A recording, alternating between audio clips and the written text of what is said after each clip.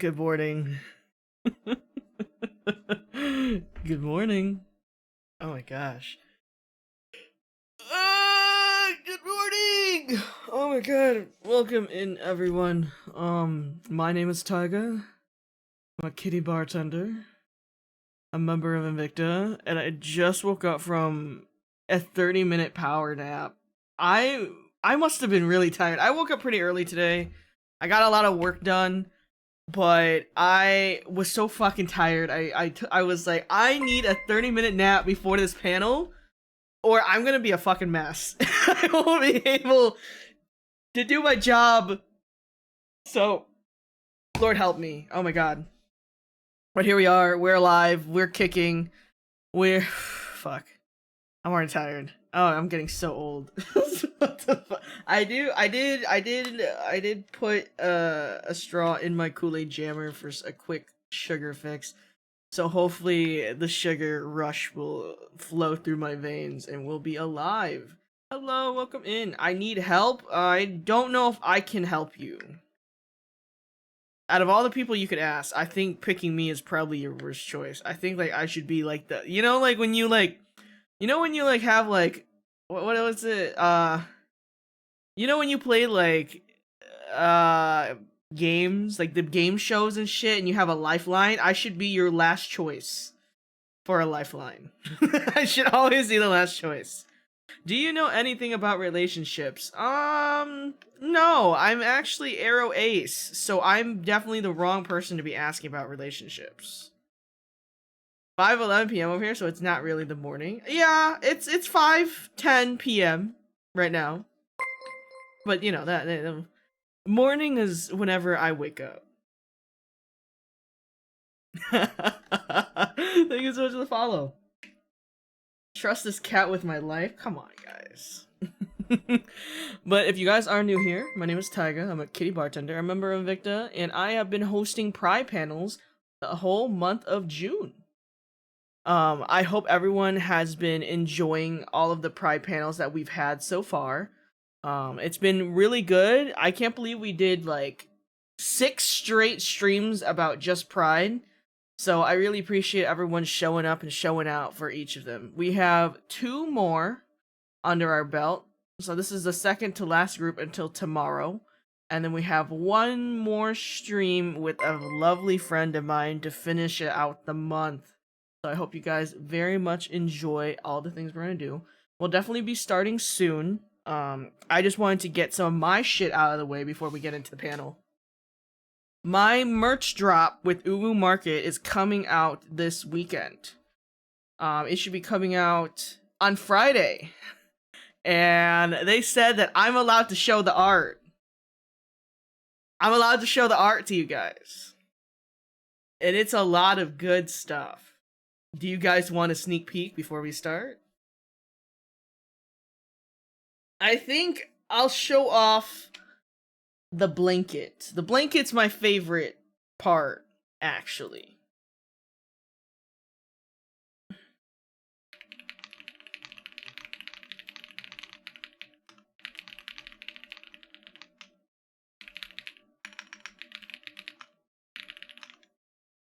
Alright, let me show you guys what it looks like. Hold on, let me go into my DMs.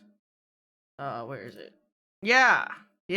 Okay, and it's gonna be on some shirts, some crew necks, there's prints, there's charms, but there's also a standee. So, oh my god, I'm honestly so excited. Image PNG already exists, my bad, I'll name it something. You don't hear the PC sound noises. Fuck. Okay, merch. Okay, alright, that's fine. Alright, you guys ready for this? Okay. Hello, Zeus. I already saw a few of our guests in chat. But this is the mock-up for the merch. I'm really fucking excited. This is the blanket and print merch. This is gonna be a blanket. I'm so fucking excited.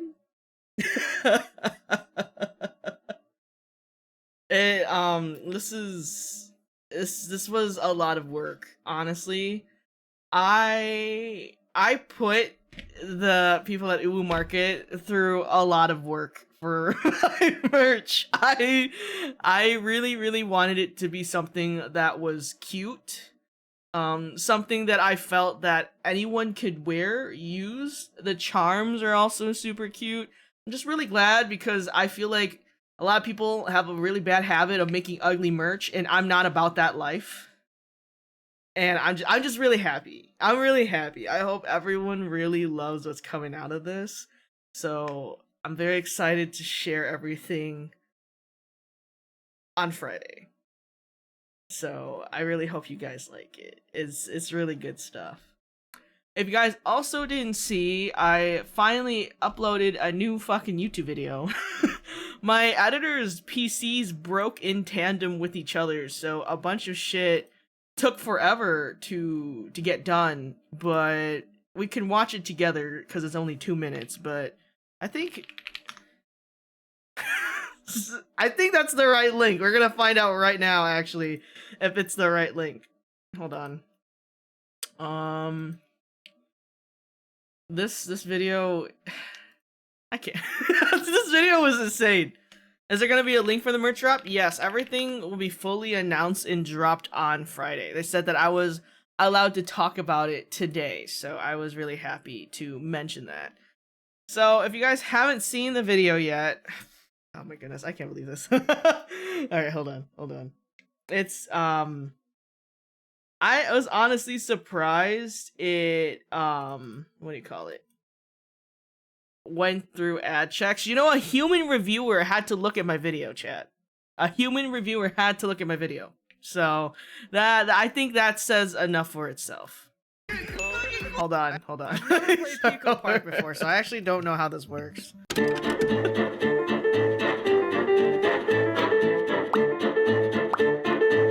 that is me.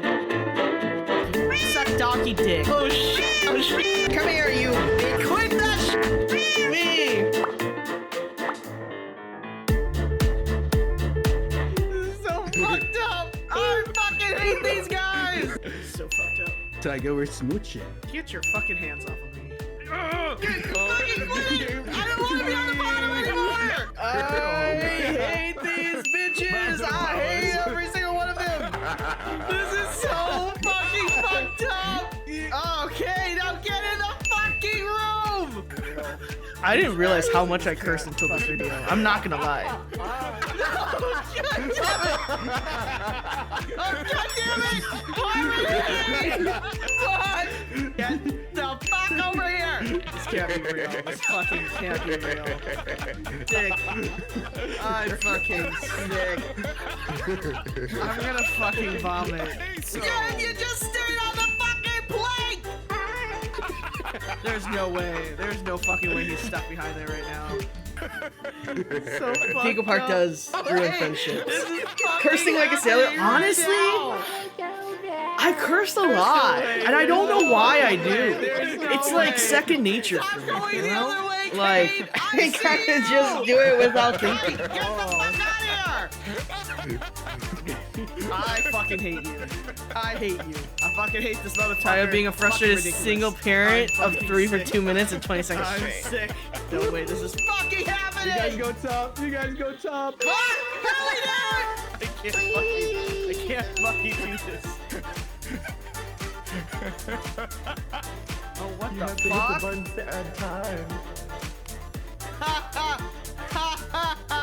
Oh, thank God. That was awful. I hate you guys. I hate you all. You torturous bastards, every single one of you.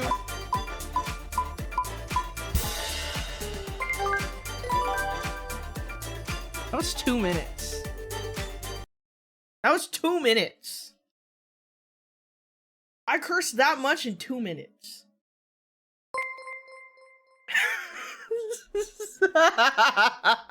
Fuck. Oh, fuck my life. Man. Okay. Alright. Okay. Alright. Okay, I'm sick of myself. I'm sick of this. I'm sick of this shit. Alright, gamers. I hope you guys enjoyed. If you guys watch that video and comment, I'd super duper appreciate it. We have the hand cam video coming out super soon, so I hope you guys enjoy that. It's basically just Harmony and Nicholas torturing me, but you know what? That's kind of almost all Invicta content. I get tortured. People find it funny. I hopefully make money from it. Oh god, Lord help me. So, alrighty. I'm gonna go into the live room. If everyone can go into the waiting room, I'll start pulling you guys in and we'll start doing our icebreakers. Let me open up this. LGBT. Okay, there it is. Thank God for Firefox Suggest. Hold on. Oh, wrong one. This? Alright, cool. Alright, 1, 2, 3, 4, 5. Okay, we're just missing a few people. Those pictures of a mom struggling to handle her children on leashes, and it's Taiga with all of it. I think people have drawn art of me holding them on leashes. I definitely know that it exists. For sure. I've seen it. If you're looking to join the Discord, it is the manor. I said it before, I'll say it again. Taiga's the ever-suffering uncle in the room full of kids on way too much sugar. I wish I had sugar in my body right now, actually. Sugar in my body would be fucking fantastic. I would be so much more awake. I was so sleepy. It was really bad. I don't even know why I was so sleepy. My brother got the, Elden Ring package because he bought the expensive one, the $300 one, so he got the figurine. The figurine's actually super fucking sick. So I was watching him play Elden Ring and then I fell asleep because I was so bored. I was so bored. I was so bored that I fucking fell asleep. It was actually really funny. Want some dried mangoes? I have not had dried mangoes in so long. Have you guys seen the Walmart mangoes? They used to watch for 2 years, Red. Thank you. Mwah. Well, yeah, no. Have you seen those like mangoes that you can peel at Walgreens that were super like popular on TikTok for a hot minute? I almost bought them myself. But I haven't been able to find them. Alright. Okay, ice. You ready? Whoa. 1, 2, 3, 4, 5, 6. Am I missing someone? Hold on. 1, 2, 3, 4, 5, 6. Okay, yeah, I was. Okay. Not that 18-inch of Mesmer. Oh, yeah? I'm so gay for you? Whoa, what? I'm so gay for you, Taiga. Wow. Thank you. Thank you. I don't know what I'm supposed to say to that. Thank you. I think. Is that the correct? Am I supposed to say that? You sadly know American, so me no have gone Walmart before. Oh no, it's at Walgreens, the corner pharmacy. Alright. I'm gonna pull you guys in. The mango candy is the gummy one you watched last stream, right? Yeah, I've been trying to look for it because I wanted it for a hand cam, but I have not found it yet. But anyways, we're gonna start pulling in our guests before I keep yapping for like another 20 minutes. All right, 1, 2, 3, 4, 5, 6, 7. What the? Where did that come from? Was that Newt? Just a funny soundboard. Okay. It's all good. Alright, so I'm gonna do a quick sound check before we start. So I'll go from you know what? My brain's not keeping up with my mouth. So oh. Thank you. Alright, Kaya, can you say something for me? Hi. Okay, I need to put you to 200%. One more time? Yeah. Turn me up. That's definitely something that needs to be done. Okay. I have you at 200. I can be closer to my mic if I need to be. I think you have to, yeah. I'm looking at the OBS levels and you're very low. My apologies. It's my terrible setup. That's okay. What You can just I have say? to. You just have to deep throat the mic. It's okay. This is a judgment-free zone. No, Hey, yo. no. Hey, yo. You gotta do what you gotta do. I just woke up. Damn. Come on, Deep man. throat I also in a just couple woke up. minutes. I also just woke up. Let it be known. Yeah. I'm barely holding on by a thread right now. All right, Ice. Hello. Okay, you're also at 200%. We've got some quiet, Oh. EP gals and pals and non-binary. Actually, I know. I don't know. I already said pals, so I can't use pals again. Mhm. You know what I mean. All right. Mew. Hi. All right. I will also put you at 200%. Am I deaf? Maybe I'm deaf. Can you say something one more time for me, love? Hi. Hello. Okay, perfect. Okay, you'll also be at 200%. Rye? Hello. Rye is perfect at 100%. All right. Woo! All right, Yuji? Hello. All right, I'll put you at 160, I think. Go ahead and say something one more time. Hello. Perfect. All right, you get to be 165. Let's go. All right, Yume? Hello. Am I too quiet? No, I'll put you 150. Say something? Wow, 150. Yeah, 150. Yeah, okay, that's good. Let's that's go. Good. All right, and then last but not least, Zeus. Hello. Okay, you were at 150, but I'm going to boost you to 200. Let's go. All right. Okay. I think we should be okay. Chat, if there's anyone that's being quiet, just say in chat. For the most part, I can hear them enough. The chat can't hear. You guys will have to let us know. Okay. So without further ado, we're going to start our panel. We start each panel with an icebreaker so we can all get to know each other. We all start with something that doesn't break Ice Boy to introduce ourselves to each other. I will go first as an example, and then you guys can follow the example, add your own little touch, but just to make it easier, alright? So the icebreaker is your name, your pronouns, your identities, gay, bi, pan, trans, NB, everything under the sun. What type of streamer are you? And then a useless fact or talent that you have. My name is Taiga. I'm a kitty bartender. Member of Invicta. My pronouns are he, him, cat. My identities are Arrow Ace. I yap a lot. I also like to doom scroll TikTok. It's really unhealthy, but it's really funny. And a useless factor talent I have. I can sleep standing up. Huh? Oh, How'd you figure wow. this out? I don't know. Like, you would think that I would fall over, but I haven't fallen over yet. So far? So far. So Knocking far. on wood. Knocking on wood. Oh my god. Alrighty, so we're gonna actually, let me see how I want to do this. The only new person in the introduction breakers is Ice, so I'll let Ice be last. So I'll let everyone else go first. Does that sound good? Yeah. Alright, Yeah. we'll start with Kaya, because Kaya just woke up. Wow. Okay. Hi, my name is Kaya Yorick. I'm a clan necromancer VTuber. My pronouns are they, them. My identity is asexual biromantic. I like streaming occasionally. Occasionally. Occasionally, I mainly do Final Fantasy and art. Mm-hmm. And a useless fact about me is my favorite genre of art is dance macabre, which is a medieval style of art typically depicting people from all walks of life dancing with death. Oh, so is it like the art that I see when I listen to bardcore music?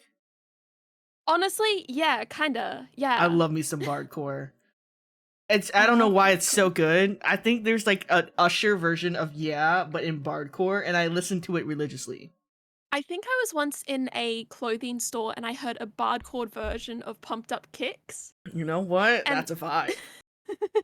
I like It's like that. my favorite clothing store, so it makes sense. But like, why are you there?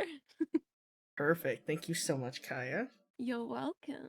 All right, we're gonna go with Mew next. If I'm saying that correctly, am I saying that correctly, Mew? Yeah, you are. Perfect. All right, go ahead. Hello, my name is Miyomo Chizuki.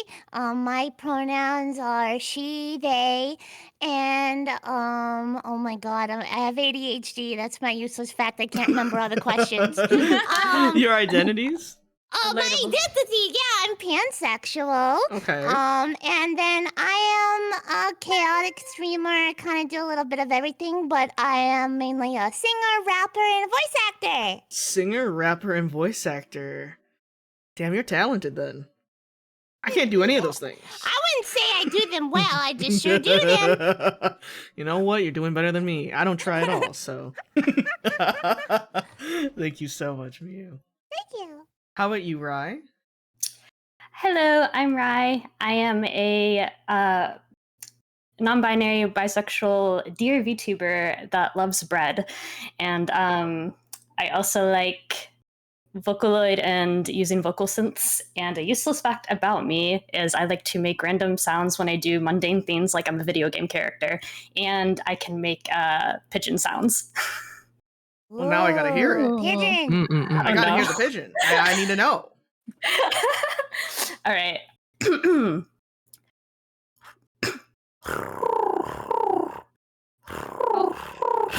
Oh my god, is there a bird? That's actually pretty good. That's pretty good. We're good. That's pretty good.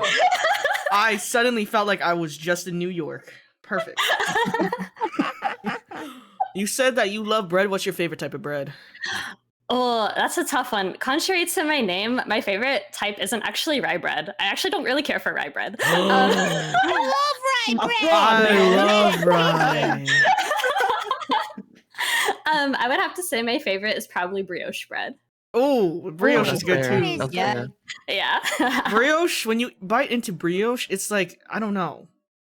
It's like tasting love. I don't know. It's so good. It's just soft and pillowy, and it won't let you down. I love Yeah, brioche. exactly. Yeah. I respect that. I do love me a good rye, though. I love rye. Every time I go out for breakfast, I always want rye bread. All right.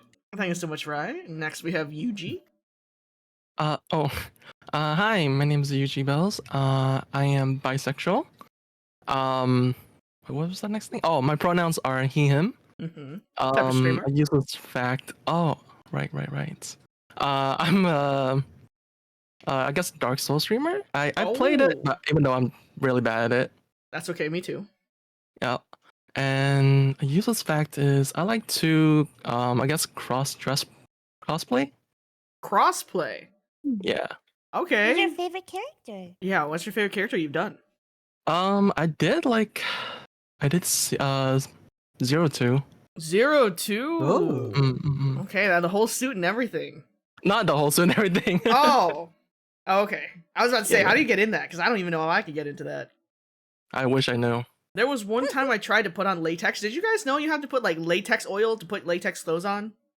Oh yeah. No, Yeah, or else it gets Yes. stuck. Yes. I can never be caught in latex. Yeah, I if did I not put know oil that. on my body. When I used to Wait, model... did you try putting it on without?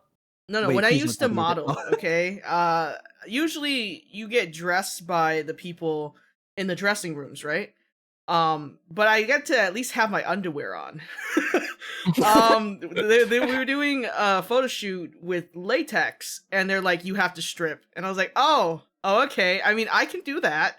And then they pulled out the oil, and I was like, oh, what are we doing? What's going on? Getting oiled up. Hey, oh, what's happened? Yeah, so they basically oiled me up and pulled on this latex, and I never want to put latex on again. That was awful. I felt like my balls retracted into my body. So I don't. It's sexy, but at what cost? Because if you're trying to rip that off during the do, it's not gonna happen. Because when I peeled that shit off, I felt like I was ripping off my own skin. Oh my god. Oh. Yeah. So the more you know. That's why Yeah, whenever yeah. I see someone in like latex outfits, I'm like, I know how much oil you put on your body to put that on. That is a weird I fact. know how you feel. All right. How about you, Yume? All right. All right. My name. Hi. Yes. Yes. I'm Yume. My pronouns she her. I'm bi/queer. I'm a variety streamer, and I don't think I have any useless talents or facts about myself. I'll be honest. I was sitting here thinking, and I'm like, I don't think there's anything. Yeah, you do. You want me What do to, you mean? You want me to expose you to the chat right now? Sure. Oh, Your extreme knowledge about BTS. Stop. Oh. Yeah? Listen, I didn't want to say my entire personality is BTS. I was going to say, oh, I can, name a song within the first second from BTS, but is that a useless talent? I don't know. I don't Very know. impressive. It is impressive. It's very impressive. Yeah. Thank you. I've met a lot of people that love K-pop. I've never met anyone that loves K-pop as much as you, May. Please. But like, not K-pop, just BTS. Just BTS. Everything Yeah. else is kind of like a blur for her. But BTS? She showed me her shrine. I was shocked. I was shocked. Exposing me out here. Of course, that's my job. You know what's funny? What? I saw someone in chat and their name was Jungkook's foot pics. Oh, I know who it is. Yeah, I saw that person too. Yeah. Here's the thing, right? This is how I read their name. I didn't read it as Jungkook foot pics. I read it as just kidding foot Same. PCs. And I'm like, that's just very wrong. what is a just kidding foot Right. PC? You gotta be an insider to really know the name. See, that's your talent. I would have never known until you told me. Wow. Well, there you go. Thank you, BTS connoisseur. What would I do without you? All right. How about you, Zeus? All right. Hello, everybody. I'm Zeus Mythos from the VTuber group Mythos. My pronouns are she, her, they, them. My identity is bisexual and semi-romantic. I am known to be the goddess of the skies, thunder, and lightning. But you guys can call me Girl Failure. One of the useless facts about me is I'm left-handed. Yeah. Yo! Me too. Oh my god! I am also crazy. technically left-handed. Oh do you mean my technically? god, let's go. My mom beat my ass and forced me to learn how to write with my right hand. Yeah. Oh. Oh my damn. god. Oh god. Yeah, but Damn. I am ambidextrous now because of it. So it's not like a terrible thing. So when I get lazy with my one hand, I just go to the other one. That is pretty good, yeah. Oh. Yeah. Oh, that's yeah. really cool. Having both hands are good. All the left-handed people are gay. You know what? That might be Right. true. I mean, Oh, I mean that's why we're here. I hear it's a common theme, yeah. Yeah. Alrighty, and last but not least, we have Ice. Hi, I'm Ice Boy. I go by he/him, and I consider myself bisexual. I'm a boyfriend ASMR artist and an ASMR VTuber. And then, fun fact about me is, I won 16 speedrunning competitions at my local city for Animal Crossing. Animal Crossing. Whoa. Yes. There is a speedrun category where you have to get to the end credits with KK Slider in New Horizons, and I won 16 times. Oh my Damn. god. God. do you do? Iconic. Yes. You can I had to- speed run Animal you can- Crossing? Yes, you can. Because there's a category for time traveling, and I time travel to get to the next day and stuff to progress and all of that. Oh. And yeah, I don't know. I mean, It's that pretty is really random. cool. I had no idea Yeah. that you could do that. But you I- can. I- There's a whole other speedrunning category and community. It's kind of crazy. Damn. Pretty cool. What the I heck? bought Animal Crossing during COVID because I had nothing better to do, and I already had finished Final Fantasy VII, the first part remake, and I finished Persona 5 Royal. And I was like, fine, I'll buy the Ooh. stupid game. I played it, I beat the story in 40 hours, I never touched it again. What? Yeah. 635 40 hours. hours. Yep. 40 hours. Yep, 40 hours. I remember because I didn't sleep. I just kept playing the Oh game. boy. Oh, wow. Yeah, it's not a game for me. And it sucks, and I realized the reason why Animal Crossing is not a game for me is because I have absolutely 0 ounce of creativity in my body. I can't build the things that I see people do on Twitter and YouTube, and I've watched the tutorials. I don't have the brain capacity, and I'm so jealous of people that can. I am That's me with nasty jealous. Minecraft. Some people build houses and all of that creative shit, and I'm like, Uh-huh. I can build Oh, yeah, a for tunnel. real. I can A tunnel. Build a square. a tunnel. Yeah, literally a cube. I can build a dirt house. Yeah, For real. yeah, That's where I excel. For reals. Can I admit something to you guys? of course. I've never Sure. played Animal Crossing in my life. That's I okay. don't. That's I fair. don't Okay. Switch, Fine. and I Yeah. never will. Yeah, no, I wouldn't have bought it if it weren't for COVID. I definitely would not have bought it.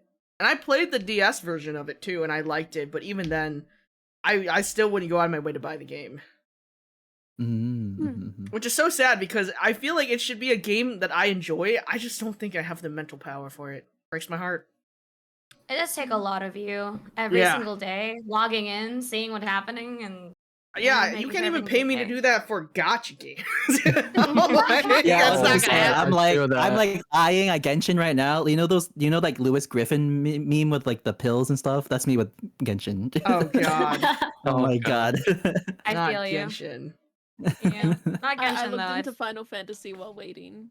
for Oh, this yeah. To make sure that all of my stuff was done before maintenance. I Oh did my all of that God. already. I'm already ready for Dawn Trail. I made sure to get Well, that done. last night I finished main story Endwalker, and I was gonna prep, Ooh. and then I was like, it is 3 a.m. I have a panel in like 4 hours. I need to go to bed. You need to, yeah, that is, oh my goodness. Yes, yes. I completely understand. Everyone's bum rushing, and I just think it's very sad and really funny at the same time. I'm not gonna lie. Oh, I was not rushing. I was watching every cutscene. Oh no, Um, I mean like just in general. They're trying to get it done before the 48 hour maintenance in a few days. 48 Yeah, minute maintenance. yeah. Yeah. Yeah, I'll be chilling. I'm gonna take a long fucking rest. Fuck Final Fantasy, man. I've been playing this game for 1,000 years. Fuck this shit. I'm gonna be away from it I'm gonna be away from Word. it for 2 days, and I'm never gonna touch it again now. Like, I'm just gonna forget about it. That's real. Alrighty, buddies. Are we ready for the Pride panel? Yeah. Yes. Oh. Let's go. All right. So for each panel, I started out with everyone sharing their coming out stories. How did you figure out your identity and stuff like that? So you guys can go in as many details as you guys want. We'll go from right to left. I'm sorry, I had to look at my hands. right to left because we went left to right for Where's my left and right hand again? All right. introductions. So I'll go first as an example. I know that chat, if you guys have been watching every single panel, I'm sure you guys have heard my coming out story at least like 20 times at this point, but I gotta do it so everyone knows what's going on. I didn't figure out what I was until a few years ago. Yeah, less than 4 years ago. That's when I found out all the words and the flags, like all of that stuff. I didn't really know that was a thing. But I think intrinsically throughout my whole life, I knew there was something like really wrong. Well, not really wrong, but really different about me, where I didn't have crushes. I was never interested in people, and I just thought for a long time it was like maybe I just have to find a fish in the sea. It's been a long time. I've realized there's no fishes for me. So it was really weird because when I was younger in the elementary school, these kids would always pick a crush. It was like fucking first grade, dude. Okay, I don't know. I think you're like 6th in first grade. I didn't know what the fuck was going on in first grade, but I picked a random girl just so they could get off my back, and that was the worst mistake I ever made in my entire life because they kept putting me with this girl. And I think like a few weeks pass, and we're in recess, and the girl just looks at me straight in the eye. You don't like me? No, I like. No, you don't. And I was like, okay, well, I mean, you're right. I duly apologize for for pretending that I liked you. Fast forward a few years later. This is like middle school, and I had an ex-best friend that was a guy, and we saw these two girls holding hands at the mall. I think it was Claire's. I can't remember. It was a store. And I didn't think much of it, but he was saying some of the nastiest fucking slurs that I would never God. repeat in my entire life. Oh, No. God. And mind you, this was like a time where it was kind of like normal for people to say this kind of shit, right? But that moment really made me realize, I was like, oh, okay, so maybe there's something wrong with me, because I would have been totally cool with just holding your hand. But you'd probably skin me alive. Fast forward a few years more, we're in high school, and I'm kind of just living life. And when I get to college, that's when I'm like, okay, I gotta figure this shit out now. What's wrong with me? Why have I not done any of the things that people do in high school? date, have sex, all that other stuff. Freshman year of college, I'm at a frat party. I'm drinking. Don't drink underage, chat. I don't do as I say, all right?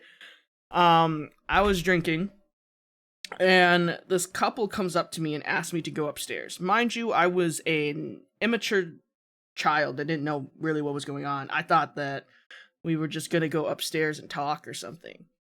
I don't know, play Yu-Gi-Oh. We did not play Yu-Gi-Oh. We did the Devil's Tango instead. Oh. And I did it with both of them. And I was definitely drunk. So the next day when I was sober and like everything kind of hit, I was like, oh, okay, so I don't really care about the gender or the sex. But then I realized that I just was doing what they asked of me. It didn't really care. Like, I didn't really care when it came to like my pleasure and stuff like that. And it was kind of like then and there where I just realized that I didn't know what was going on in my head. I would go out on these dates. I would, do it with all these people, and nothing clicked. And it broke my heart every time because I would continually hurt so many people because they would have feelings for me and I wouldn't be able to reciprocate. And there was this one day I had this like mental breakdown in my best friend's car. I was just like sobbing, sniveling. It was kind of gross, to be honest, like how bad I was crying. But I just like felt so messed up, and it sucked. And my best friend is the straightest person alive. She is so straight. She reads so like all the straight smut. I read it with her out of curiosity, but I love her. She's a straight ally. So if there's any straight allies in chat, we love you. Hell Yeah. But I remember this really vividly, and she was like, there's like a term for y'all, right? I was like, what the fuck are you talking about? There's a term for y'all people that aren't like that. She went on her phone and looks up people who hate people and sex. And I was like, well, do I hate people and sex? And then we found out about the word asexual. I think we're like going through Reddit and like reading up on a bunch of shit. And it was probably the first time where I really felt like something connected, something clicked in my head, and I felt validated because there were other people out there that were like me. So after that, I kind of just did more research, and I realized that I'm crazy, but not as crazy as I thought it was. So I started out with finding out about the word asexual, but over recent times, with help from really good friends, I have learned that I am probably, most likely, heavily aro ace. So that is my coming out story. It's kind of like a huge circle jerk. It's really funny when I think about it, but yeah, that's how we are here now. Nice. Yeah. I'm very proud of you. Thanks. I think the mental breakdown was definitely like the key right there. I just needed to Yeah. just fucking break Yeah. down in a really crappy car. Aw. Gotta be But honest about Sometimes that's how it be. Yeah, and I think that's probably why I'm really so passionate about like these panels and stuff, because I feel like I wouldn't have known if it weren't for other people helping. I probably could still live in denial if it weren't for my best friend, it. All right, but without further ado, I'm gonna hand the mic to someone else because I shared out mine. So we're gonna start from right to left. Well, actually, I'll probably pick the first person, and then you guys get to hot potato who goes next. Yeah, I think we'll do it that way because there's so many of you guys. All right, so we'll start with Zeus. Oh, wow. Okay. Immediately. All right. My coming out story is unconventional, and I've talked about this to my own chat the moment it went to Pride Month, because I wanted to say who I really am and be proud of who I am. So the way that I came out, it wasn't technically a coming out story. It was, I subtly hinted to everyone in my family that I was bi. I kind of knew I was different when I was at a very young age. And because of being exposed to a lot of LGBT stuff already, because in my country, we have a lot of hosts that are from the LGBT community that are gay, lesbian, bi, ace, all that stuff. So I was exposed to that early. And I have family members who are also part of the LGBT community.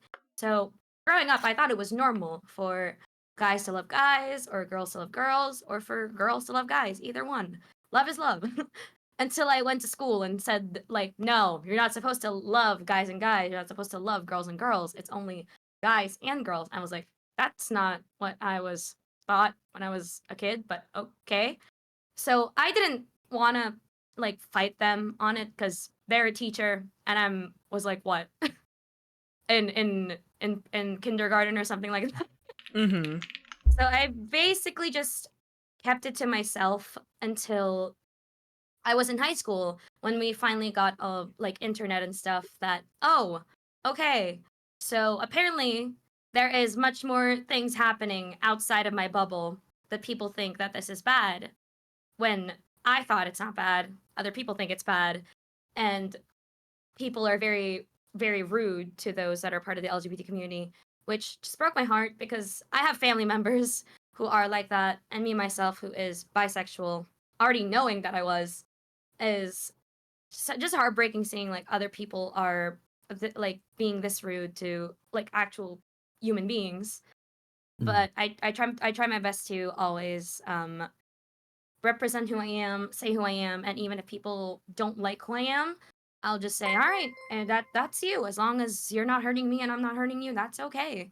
And when I finally came out to my family, they weren't surprised. They weren't scared. They weren't anything. They were just like, yeah, okay, sure. Anyway, what do you want for lunch? I'm like, oh, okay. I'll have adobo, thanks. Ooh, adobo. Yeah, so that was how I came out, and then sooner than later, I got a cousin that came out as well because I came out. My aunt came out bisexual. My other aunt came out as lesbian. So apparently I had a lot more people in my community. corner than I thought. So yeah, that's really my coming out sweet. story. Yeah, it's very unconventional. Very unconventional, but still Yeah. ended out on a good note either way. Yeah, For sure, for sure. For Thank you so sure. much, Zeus. No problem. Thank you. Of course. All right, let's see. We'll let Kaya go last because I forced Kaya to go first earlier. Feel free to pick whoever you want to, Zeus. I'll go with Mew. Okay. Oh gosh. So basically, I am from the South in America, a Oof. very small town. Okay. So I originally thought that I was completely gay.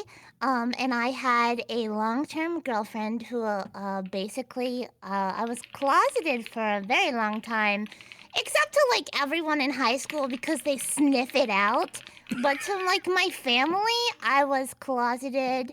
I had family who were gay, but I could know like very easily that they weren't very accepted. So I kind of like kept quiet for a long time.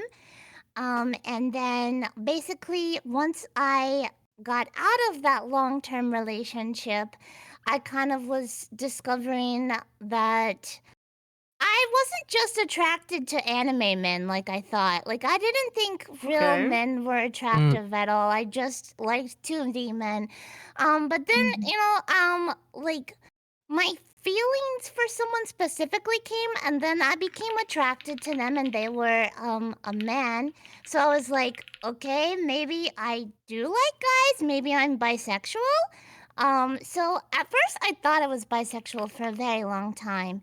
But just kind of experiencing lots of different relationships and going a little bit crazy after getting out of a long-term one, I found that there were a lot of different identities other than male and female, and it didn't really bother me like what someone really represented themselves as. So I just figured maybe it's not even the gender at all. Maybe it's just the person that I like. So basically, I just was like, okay, is there a word for this? And I got on Reddit.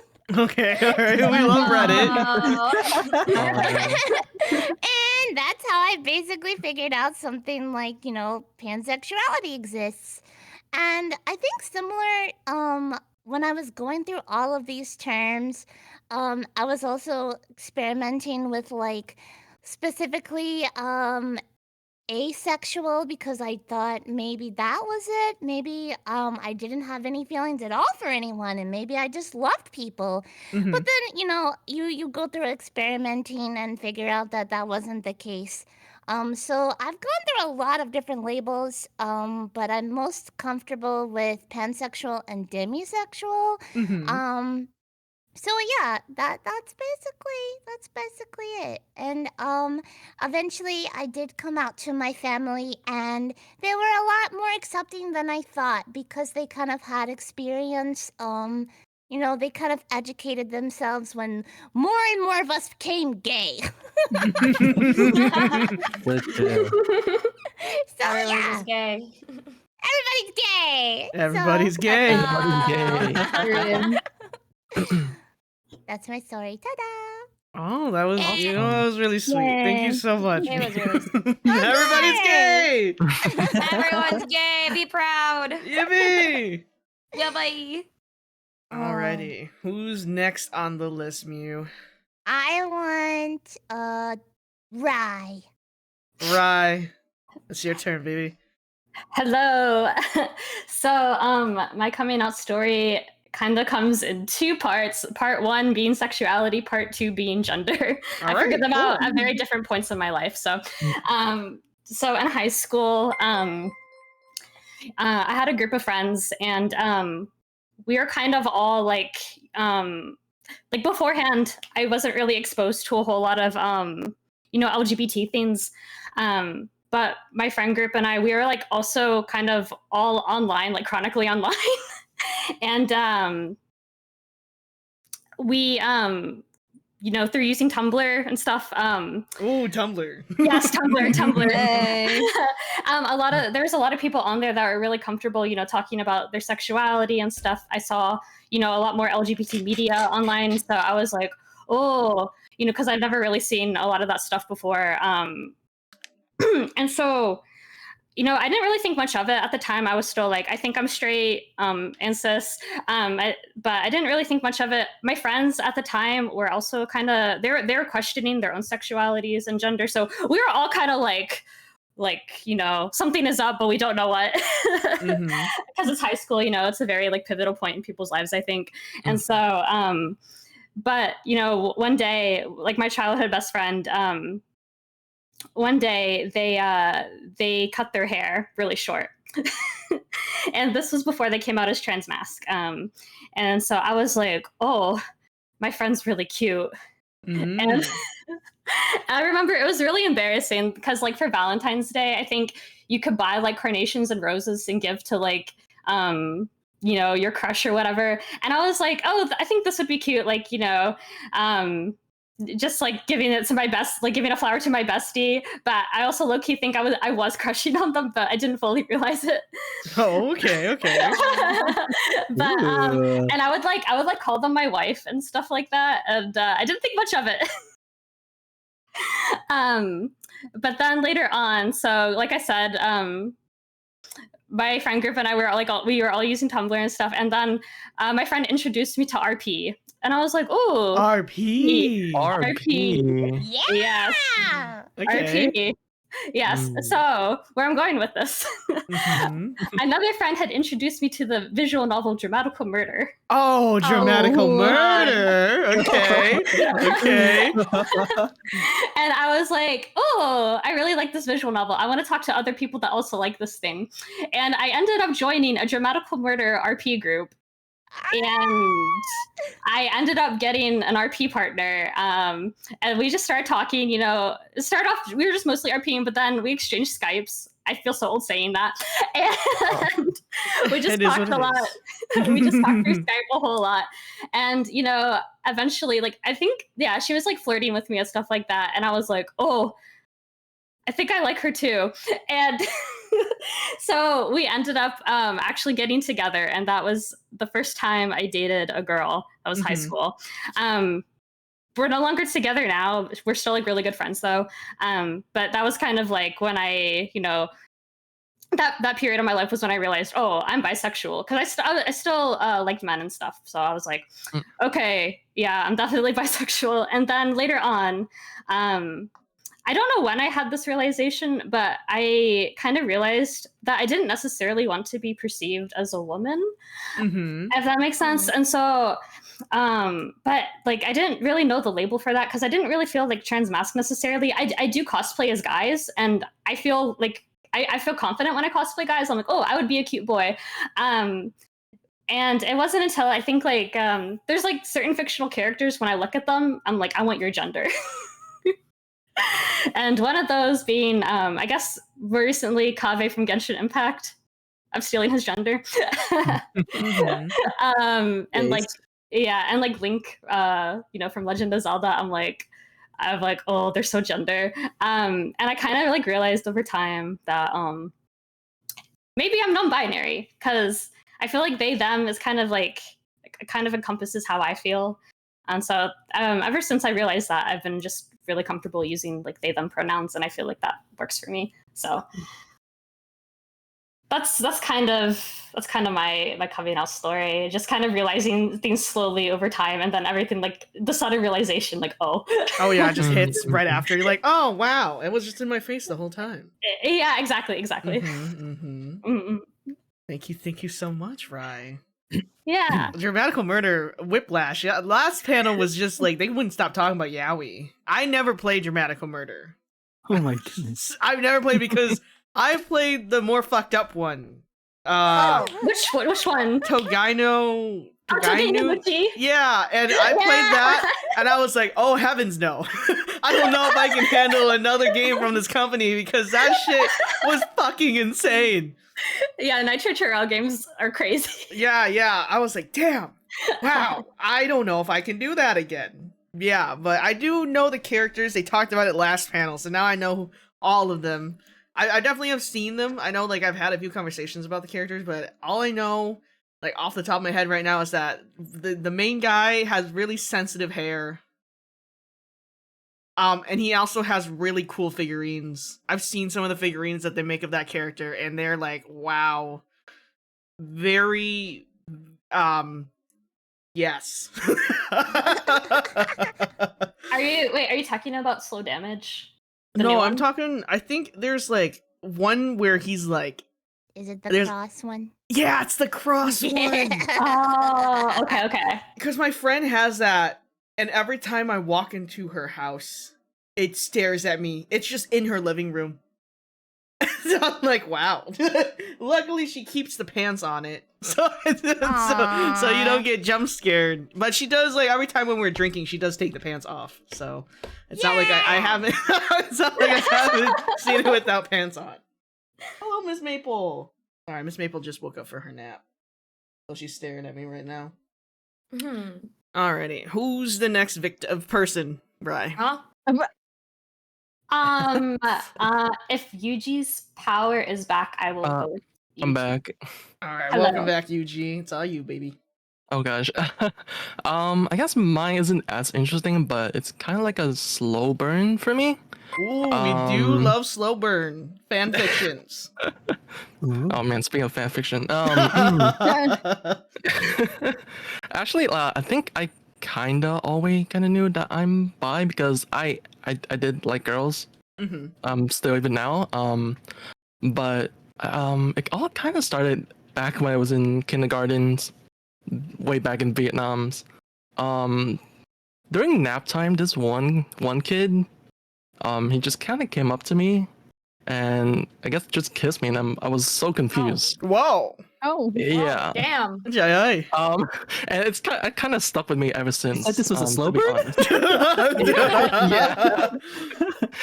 Yeah. And it's just kind of stuck with me. ever since, but I always kind of like repress it. Mhm. Especially growing up in like old Vietnam, where a lot of people are very close-minded. Yep. Especially with like the older people. Oh yeah.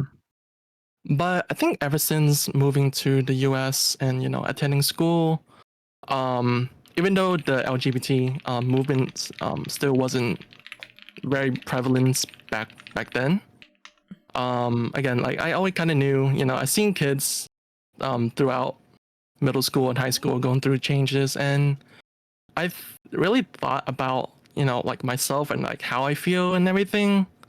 And again, like I still really was afraid to like speak out about it, Mhm. especially to my mom, my parents, my family.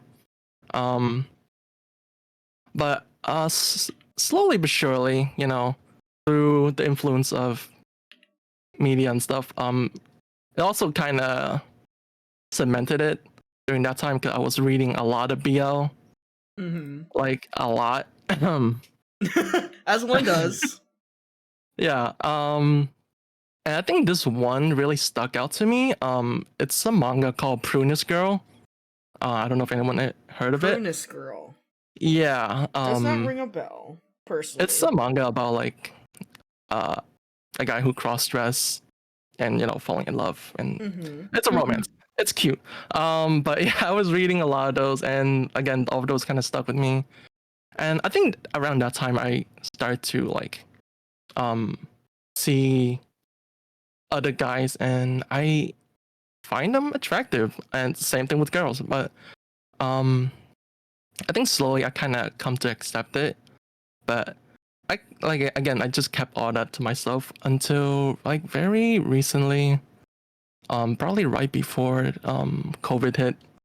I I remember this one day at work, I was just going through in my head about all of that, and when I went home, I talked to my stepdad, um, who was I think one of the people in my life who um I can I guess find comfort in talking to. Mhm. Um, so I went home. I talked to him. I didn't start with me coming out. I actually talked to him about my depressions at that time. Especially I think during that time it was one of my darker time periods. Um, I told him about it. I think I started breaking down and I cry a lot. And I kind of told him about how I feel, um, and how I feel about other people and all that stuff. And I'm so thankful that um, he's so understanding and really loving. Um, and that really like helped me to actually talk to my mom about it because she was the one I'm most afraid of to talk about it. Mhm. Um, and I think ever since then, I kind of started to do my own research and really learn about more about myself because now I feel very comfortable with it, and honestly, I even show my mom like like people that I find attractive, as well as like me, cross dressing and stuff like that, and Okay. pretty much yeah, that's pretty much it. All right, that's good. Your parents are warming up to it and everything. Yeah, especially my mom. But yeah, uh, I haven't told my other family though, my extended family. But right now, mostly Your my immediate parents. family knows. Yeah. But my friend know, and they're super understanding. And again, I'm so thankful for that. For sure, yeah. No, the Vietnamese. Ooh, so my mom is Yeah. probably the same way. It's really funny because I remember her vividly. Like she would say that she was okay with the gays, but her children couldn't be gay. Of course not. Everyone else can be gay, but not you. Oh yeah. Real. Yeah, that's Honestly, even now, I think my mom she still doesn't really understand me being bi because like Mhm. she still talk about like, oh, when are you gonna get a wife? And I'm like, I don't want to get married. Yeah. Mm-mm. Yeah. Yeah. Understandable. Yeah, that's Yeah. okay. My mom says the same thing all the time. And Yeah. it was really funny when we were at the kitchen table one time a few years back, and she's like, "Why don't you have a girlfriend yet?" And then, I didn't say anything. She's like, "Are you gay?" And I was like, I'm "Would like, that huh. be a problem, mother?" Yeah. She's like, Same "Yes." talk. I have the same talk. And I was like, "Well, it's sad to disappoint you, but I have already sucked a penis, but I don't know if that makes me gay or not, Mom. You can tell me if it does." She was not very happy. Me and my mom have a very estranged relationship, but I understand where you're coming from for sure. I think she's kind of just given up on me, so I'm crossing my fingers on my very straight brother to continue the family line, because I will not be doing that. Children are expensive. Oh my god, Yeah, same. I very do true, not want to very have true. that. Very That true. is so true. Oh my Yeah, god. for sure. Mm. All right, Yuji, you get to pick between Ice and Yume. Who's I the have to next pick one? my BB Ice. All right, Ice, it's all you. Hello. Okay. So my my whole coming out story is me trying to choose and feeling anxious of choosing. I'm like, do I like guys? No. Do I like girls? No. Do I like guys again? Ooh. I don't fucking know. Mm. But anyways, going back, I would say realizing that I like guys was a very gradual process. There wasn't really a specific switch. But there was a definite answer that I do like guys, and that was Jack Frost from Rise of the Guardians. Oh, okay, all right. He was cute. Mhm. Okay, he was cute. That's My true, that's tween, true. my tween ass was like, oh fuck, this is hormones. Like, I did not realize that I might have an attraction for men. So I was like, okay, I guess I'm gay. However, I loved that song from Girls' Generation G, and I fell in love with Sunny from Girls' Generation. So I'm just like, wait, what? So Okay, I guess I like girls again. I'm straight. And it was that for a bit. Like, I had like fictional crushes on like characters and celebrities until like maybe in high school, where I was talking to my friend about it. I was like, I can't, like, I don't know how people just choose being gay or straight. Like, how can you guys choose one or the other? I literally am having so much, like, I'm having such a hard time, like, picking the two. And then my friend was like, you can pick both. I'm like, what? He was like, yeah, that's called being bi. Like you can like both at the same time. I'm like, yeah. And I was like, and then there's no drawbacks. There's no nerfs to your sexual identity. And then he's like, no, you can just like go, but you can like guys and girls at the same time. And I'm like, what the fuck? Why did no one ever tell me this until now? I'm so mad. I got so mad. I was like, hello? Wait, why didn't anyone tell me that this is a thing? So I consider myself bi ever since. I tell my friends that I'm bi, but I'm still closeted to my family. And because I unfortunately have that Filipino family where they're very religious, so I keep Already quiet know. for a bit. Shaking And but hands. for my friends, yeah, for real, for my friends though, I'm totally comfortable with that. But there's always like crushes. There's always I jump between crushes so much, and then I'm like, I'm so glad I consider myself bi now, because of that I don't have to like compromise like one thing over the other. Like, okay, I'm safe. I'm safe with this label. I don't have to like, oh my god, wait, if I'm gay, I can't like girls. I was like, oh, if I'm straight, I can't like guys anymore. This sucks. So I'm just like, okay, good. Bi is for me. And I guess like other than that, like when it comes to ratio as well, I never realized that it was common to have a ratio between amongst bisexuals, like whether you like guys more, Yeah, or like over male girls or whatnot. female leaning, right? like a 45, 55%, like 60, 40%. They asked me, I never kind of answered. I was like, I don't know. Like I literally do not have a preference. And because of the fact that I force myself to always think that you can only be one or the other, like you can only be straight or gay and then nothing else. I think I force myself into thinking that I just like guys and girls equally. So my ratio is 50-50. And apparently when I told my other bisexual friends that, they're like, wow, Ice, that's like this is like the first time I've ever heard of a bisexual that has like a 50-50 ratio. I'm like, really? I didn't realize it was that uncommon. So I don't know.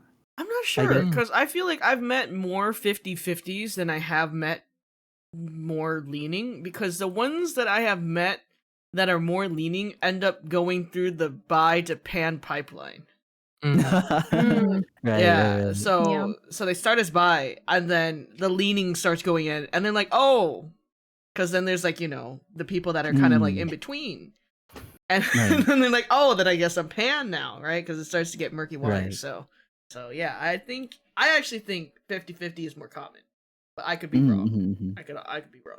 I don't know. I could be wrong too. This is just from my experience. But other than that, that's my coming out story. I guess it's a lot of anger and like anxiety because I'm like, bruh, can I just like both? And then apparently you can. So I'm like, apparently you okay. can. The more you know. So, you know what that reminds me of? The one commercial with the taco girl. Oh, the soft shell, the hard shell. Oh. Why not both? Yep. Why not both? Pork and los dos. Yes. In any case, though, that's it for me. have your cake and eat it too. For real. All right. Thank you so much, Ice. All right. Yume. It's me It's time. you. It is you time. Flashing the spotlight onto you, Bucko. Oh God, I'm sweating. All Sweating on right. stage. Okay, let's hear it. Okay. I guess mine is very Gen Z because I don't know. I never really don't laugh at me. I I can't never help it. really I never really came out specifically to like my family. They live in this bubble where I am just straight and they never know anything, but everybody else in the world just knows I'm gay. Simple, blank, and period. I say my journey of discovery started when I was a baby. I was in daycare. All right. This is very young Yume. And there was this girl that I met. I remember her name. I remember exactly how she looked like. And I was like, I really like this girl. And I was trying to memorize her name because, again, I was like 3 years old. 3 or 4, fully conscious, did not know how to spell. So I wanted to memorize how to write her name. And so I was at home on my toy box, literally writing her name on repeat. And my mother walks into the room and she's like, what are you doing? Why are you writing this name? And I'm like, I don't know. I want to learn how to spell this girl's name that I met today. And she's like, oh my God, you guys, Yume really likes this girl. And I started to sweat. I'm like, as in like I'm like, I like this girl. Can I like a girl? But then, that kind of gets buried away for a hot few years. And then it's 15-year-old Yume now. She's on Tumblr, has a full-on blog. She's on Tumblr. She's on her anime blog, writing about all the nonsense and all her fictional crushes. And I'm like seeing all the gay people around because everybody on Tumblr at the time was gay, fully. And I'm like, fully respect. I'm a straight ally. Lies. She was not a straight ally. And so I see this post from this queer blog and it has like all the flags and all the sexualities. And I'm like, oh my God, cool. What's this one? And it says abrosexuality. And I'm like, what's that? Because at the time I was also questioning like, am I a little gay? Am I like bi? Because I did have a crush on my friend who was non-binary, who's my like 10-year-old bestie now. And I was just like, let me Google this. So I look up what abrosexuality is, and it's basically the gender fluid of sexualities. And I was just like, oh my God, is that me? Oh my God, like, is that who I am? But at the same time, like, abrosexuality can also be the word queer, because, you know, queer is the umbrella term for all sexualities. And I'm like, oh my God, this is me. I sent it to like one of my friends and I'm like, hey, bestie, I think this might be me. And so that was my real 15-year-old journey, trying to question my entire life. Like, what am I? Am I gay? Question mark. Am I gay? Am I? It's like what you said, the bi-pan pipeline. Yeah. I was really going through that. I'm like, I don't know. I like men, I like women, but I also like non-binary folk. And I'm like, does that also go to bisexuality, or is that just a pan thing? Should I care? So I'm like a little mix of both, a little mix of just queerness and all the above. And I gotta say, if I have one coming out story, I told this to like my bestie the other day. It was lunchtime in the cafeteria. I was with my childhood bestie. We've known each other since like the second grade. And we're just getting our lunch. We're talking, we're yapping. And I'm just like, you know, I think I might be bisexual. And then the conversation just passes. 2 days later, bestie is like, wait, Yume, the other day, did you come out to me? And I was like, I mean, I guess. Yeah, kind of, sort of. And she started yelling at me. She's like, I can't believe you did it like that, bro. But yeah, that's my story. That's Yume's queer discovery. Proud of you, Yume. Thank you. Of course, of course. Always starts with Tumblr, doesn't it? It really does. For you little Zoomers. It's always Tumblr. I mean, It's always like, Tumblr. one of my crushes was Makoto from Free Iwotobi Swim Club. I Real. You know what? So I real. do not want to talk about that era. I do not want to talk about that era. I mean, oh my God. Makoto from Free was such a good boy. He is. You know what? This is gonna sound really bad. I didn't realize this until like so did you guys watch the Ultraman Rising movie? Yes. Oh my Yeah. God. Ken Sato. Oh my fucking God. Yes.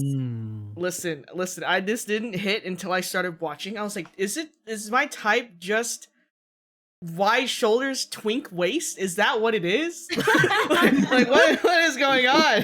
Because then I was like, I'm obsessed with Miguel O'Hara, and he has that wide shoulder, twink waist ratio. Yeah. I'm looking at Ken Sato, and the fucking wide shoulders, twink waist appears again. I was like, oh God, there's got to be a pattern.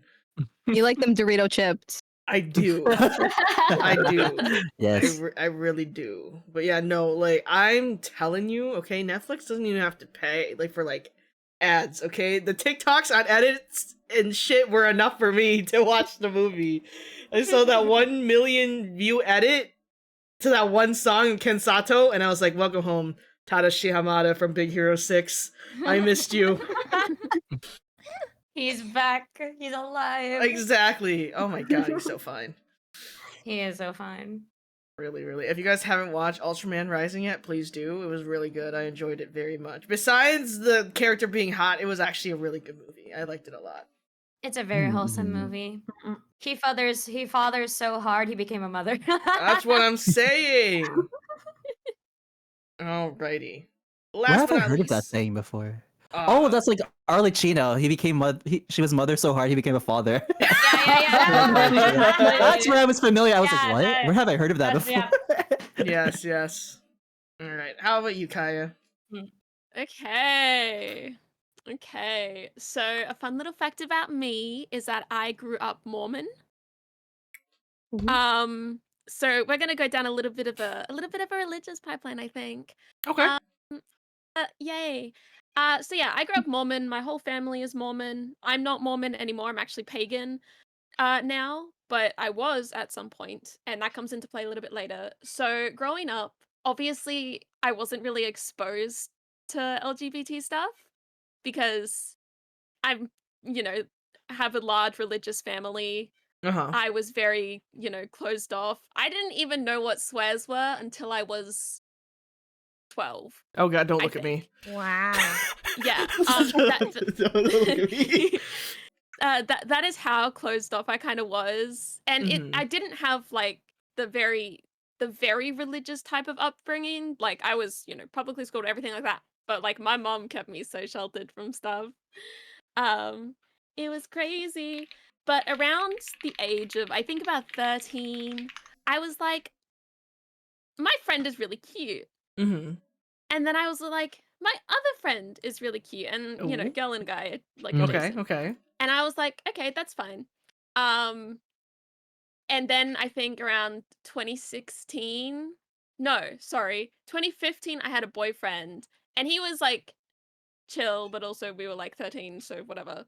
And then I got a girlfriend, and that was really fun.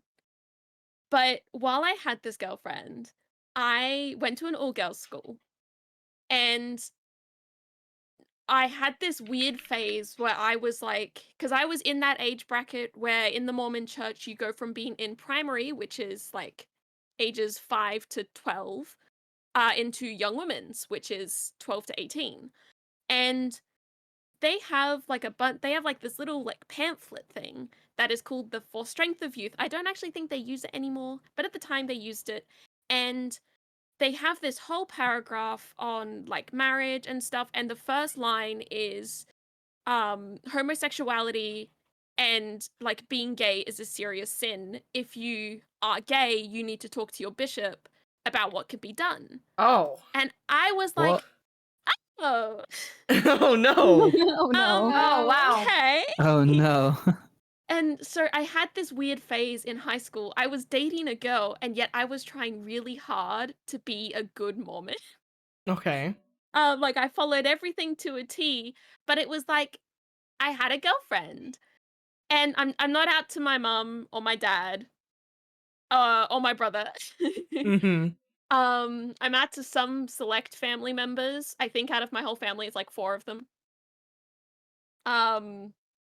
So, but I had this phase, and I used to have these big breakdowns when I was showering, and I would be like scratching my skin. Like I was trying to recreate Jesus in the Garden of Gethsemane, experiencing all the sins of the world. I was like, maybe I need to feel that a little bit. But it's also at the time, my friends were really like elitist when it came to sexuality. I went to an all-girls school. As I said, most of my friends were lesbians. I myself at the time was like, I think I'm a lesbian. Yeah. Guys, no. Girls, yes. Okay. And so the way my friends acted, I never really consumed that much, LGBT media. Love Simon was really popular at the time. Didn't care for it. Voltron. This was Voltron era. I got called homophobic for saying that I never watched Voltron, and my friend, and well, my ex-friend, I guess, cut me off because I was like, yeah, I never watched Voltron. Like, I'm not really interested in it. And she was like, that's actually really homophobic because it's like actually like a really like, it's really good for gay people, and if you don't watch it, you're like homophobic. And I was like, oh, Oh. I didn't think that that's how that works, but thanks. Mm-hmm. And so I had a bit of a rough time, but then I moved to a co-ed school for reasons unrelated. And that really worked out for me. And around, I think 2 years ago. 2 years ago, I changed my name, not legally, but yeah. So I'm, so I technically have 3 names. I have my legal name, my preferred name, and my VTuber name. I decided not to carry my preferred name over, but I found that I didn't like the identity that I had, which was lesbian and cis. And I was like, something needs to change here because there are too many guys that I have a crush on nowadays. This is getting weird. Getting really weird.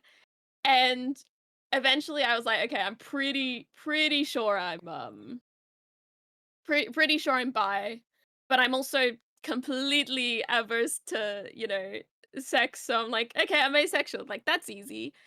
As for non-binary, what's the word? I kind of fluctuated with my gender for a while. At one point, my pronouns are he, him. Like I think I went through like all of the main pronouns, which is very cool. Before I was like, why didn't I just do they, them? Because that just makes sense at this point. Mm. but yeah, like, cause I'm like in a religious space, I am used to being dead named, misgendered. I get that all the time. So some people get really frustrated with me, I find, when they accidentally do it. I don't particularly care. But people get frustrated at me for not caring about how other people refer to me, but at the same time it's like I'm in a space where that's just my norm. Mm-hmm. Like, I hate to tell you, but that's just how it is. That's pretty much it. Whatever you're comfy with, that's important. Yeah, Mhm. for sure. Exactly. Mm-mm-mm. Yeah, for sure. If people aren't misgendering me maliciously, like, I don't care. Just don't do it next time. Like, I don't know. Mhm. No, yeah. Well, at the same time, like, I always try to give people grace. Some people just genuinely Yeah, don't know, yeah. right? Mm. And if you just let them know and they're chill with it, and after they're corrected, then you're good, right? The people that freak out about it are the ones that you really need to be worried about, honestly. People that have a Yeah. strong reaction, that's when you're like, oh, okay, noted. Yeah. No, I nearly came out to my mum the other day. It was crazy. I was at dinner with my mum and her boyfriend, and Mm-hmm. they kind of brought it up and they were asking me questions. My mum's boyfriend outright asked me in front of my mum, who doesn't know that I don't believe in the Mormon church anymore, and was like, "How religious are you?" on like a scale of 1 Oh. to 10. And I was like, Oh boy. that's a great question. Not Breadsticks, without a lawyer anyone? present. I'm sorry. Oh, But goodness. I nearly came out, and then my mum just started going on like a homophobic rant, and I was like, "Oh, I thought this was Oh a boy. safe space. I'm Um. gonna shut my mouth." Mm-hmm. Mm-hmm. No, that's rough. Yeah. But everything is okay for the most part for you, yeah? Even though your family kind Yeah. of sucks about it? Yeah. Oh, yeah. I at one point when I was at the all-girls school, my mum was gonna send me to conversion therapy because she went onto my phone when I was talking to my friends on my tablet on Skype. Once again, Skype. Because we didn't use Instagram at the time. And she was reading through my messages where we were discussing things. And then she called me Oh, into her room. gosh. This is like 3 a.m. She calls me into her room and she's like, "You know that that's a bad thing. I can send you to therapy for it." And I was like, "No, actually. No, I don't think I want to do that." Mm-hmm. Mm. Yeah. But yeah, like, I'm pretty used to I'm pretty used to fighting off homophobia from Mormons because Oh, God. listen, I am true, in so true. situations so often. Like, Mhm. I've been at youth conventions. I went to this youth convention where one of the leaders got up and was like, "It must be so hard for one of our Area 70 to have a gay daughter. It must be so hard for him to love his daughter who is gay Oh my God. when preaching the Oh. word of the Lord." And I was like, I actually think it would be that hard. Like, maybe that's just me, but if your whole thing is love thy neighbor, surely that applies to your daughter. That's just my Yep. hypothesis, Yeah, though. for real. Wow. Yeah, sorry. Everyone's No, had no, really you're nice totally tones so okay. far, I'm and I was I'm just You're good. processing.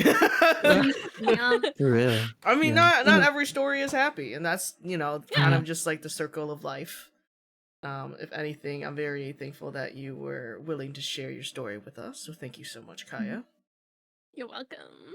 Religion is it's a sore subject, that's for sure, but I think a good chunk of us can relate to religion. Yeah. My mom Mm, actually Mhm. I'll share a really funky story about religion when it comes to my mom. I have nothing against people who practice religion, by the way, Oh, so yeah, if you do no, practice yeah. religion, that's completely fine. For the most part, I honestly don't think I had an issue with religion until how bad my mom was. For a hot minute, my mom didn't really care. But then she found her first love again, who was Buddhist, and back then, my grandparents refused to let my mom be with this man because he was Buddhist and he wasn't Catholic. Oh wow, I'm losing my voice. He wasn't Catholic. Oh, good. Oh, You're good. And then they didn't see each other for like a millennia, and then they reconnected on Facebook because, of course, they did, as old people do. Yep. Yup. Yeah. So I found out that this man changed his religion for her. Aw. Oh. It sounds wow. cute, but it gets But- really fucked up in a bit. Oh, Oh, boy. God. Oh, boy. It's okay. Oh no. So my mom, for some reason, suddenly starts getting like an extreme like Catholic religion kick. Like I know like she practiced regardless, but then it started getting like really crazy. And I found out that her first love somehow became a quotation mark prophet and said that he spoke to God and charged people to speak Oh, to God. no. Oh yeah, I know, Oh, I no. know, Oh, I God. know. I Oh, got God. cultish. So No. it's just gonna get kind of dark pretty fast. So I'm just warning you guys now. So we were in the car, I'm driving, and my mom apologizes to me. My mom doesn't apologize. She's only apologized to me once in my entire life prior to that, and that's because she smacked me across the face, and I refused to talk to her for like 2 months. Because she didn't think that I could just ignore her for 2 months, but I did, and she couldn't handle it anymore. So anyway, I'm driving, and I'm like, why are you apologizing? You don't do that. Also, why are you apologizing? This is really weird, and I'm uncomfortable. This is not a relationship. And she's like, I've been talking to him, and like, him, capital him. And I'm like, what the fuck are you talking about, woman? And I guess like her prophet boyfriend somehow what's the word? Saw into my past because he talked to God and basically told my mom that what I said about getting essayed when I was younger was all true and my mom should have believed me. And my mom had never mentioned it to this man. But for some reason, this man knew about it and also knew the age I was essayed. I was very uncomfortable at this moment because I was like, I don't know what kind of magic Jesus talk you were having to know that. Okay, so That's I'm getting crazy. freaked out now. But I think what hurt the most in that car ride was the fact that it took a man that talks to Jesus for my mom to believe what happened to me. Mm-hmm. And I really like remember that moment because she just kept like profusely apologizing, and she's like, I hope that you can have it in your heart to forgive me. I haven't forgiven her because at the end of the day, forgiving people is a choice. And it's crazy. Like I was like, damn, it took a man for you to believe your own child. Yeah, that's insane. Yeah, like they don't have that much faith in you from the beginning. I know. What the heck? I know. Yeah. So I get it. And I think also like when I was essayed, she just refused to believe it because it was her boyfriend. Mm-hmm. Right. And that's a man. So also during that time she's like, there's no way. Like why would he touch a boy? Well, ma'am, you can ask him yourself. You know what I mean? So it's just one of those things where it's like religion for me is a very sore spot because I just think about all the shit that it has done to me and my relationship with my family. It's crazy. Yeah. Yeah. Yeah. Yeah. I think I got a lucky, quote unquote lucky end of religion despite all the stuff that happened because Mhm. I am actually really interested in religion as like a studying thing. Like I For love sure, yeah. theology. So I like to go to like, church sometimes. It's in the morning. I hate waking up. But I like to go literally just to sit there and listen and maybe argue a little bit. Maybe I'm going there to argue. It's like retribution. But I've had to come out to certain members, like, friends of mine and stuff, because I had this Norwegian friend who was like on exchange, and I was like inviting him to stuff. We went ice skating, bunch of stuff, and and one of my friends was like, "Oh, is that your boyfriend?" And I was like, "No, this is in my lesbian era." And I was like, My lesbian era is crazy. sorry, I don't know why It's all I good. said that.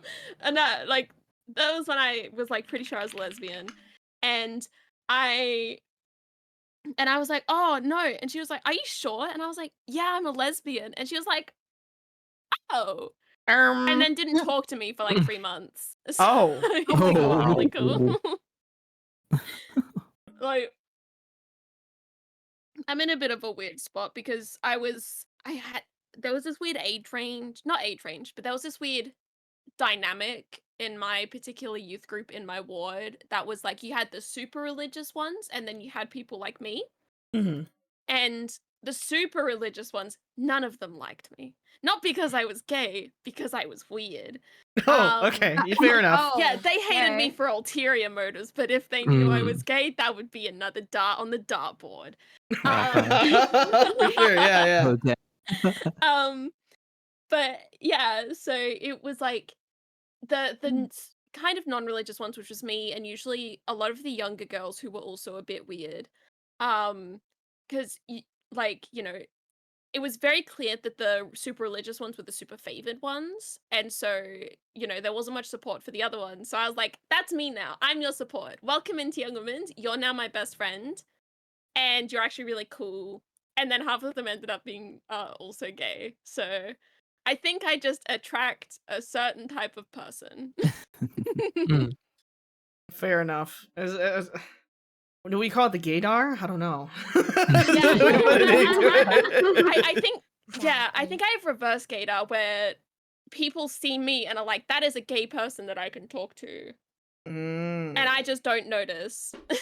Mm, You're just like flashing light stop. Yep. I don't know if those are the right words, but that's the first words that came to my head. Yeah. Flashing light stop. Alrighty, thank you so much for sharing your coming out stories. So the next topic on discussion, let me look at my trusty dusty notebook. I put down relationship talks, whether they be Oh, wow. family, romantic, or platonic. We kind of touched upon it already, but definitely we can hear about other people's specific stories if you guys wanted to talk about it. So I already kind of touched about how my family sucks.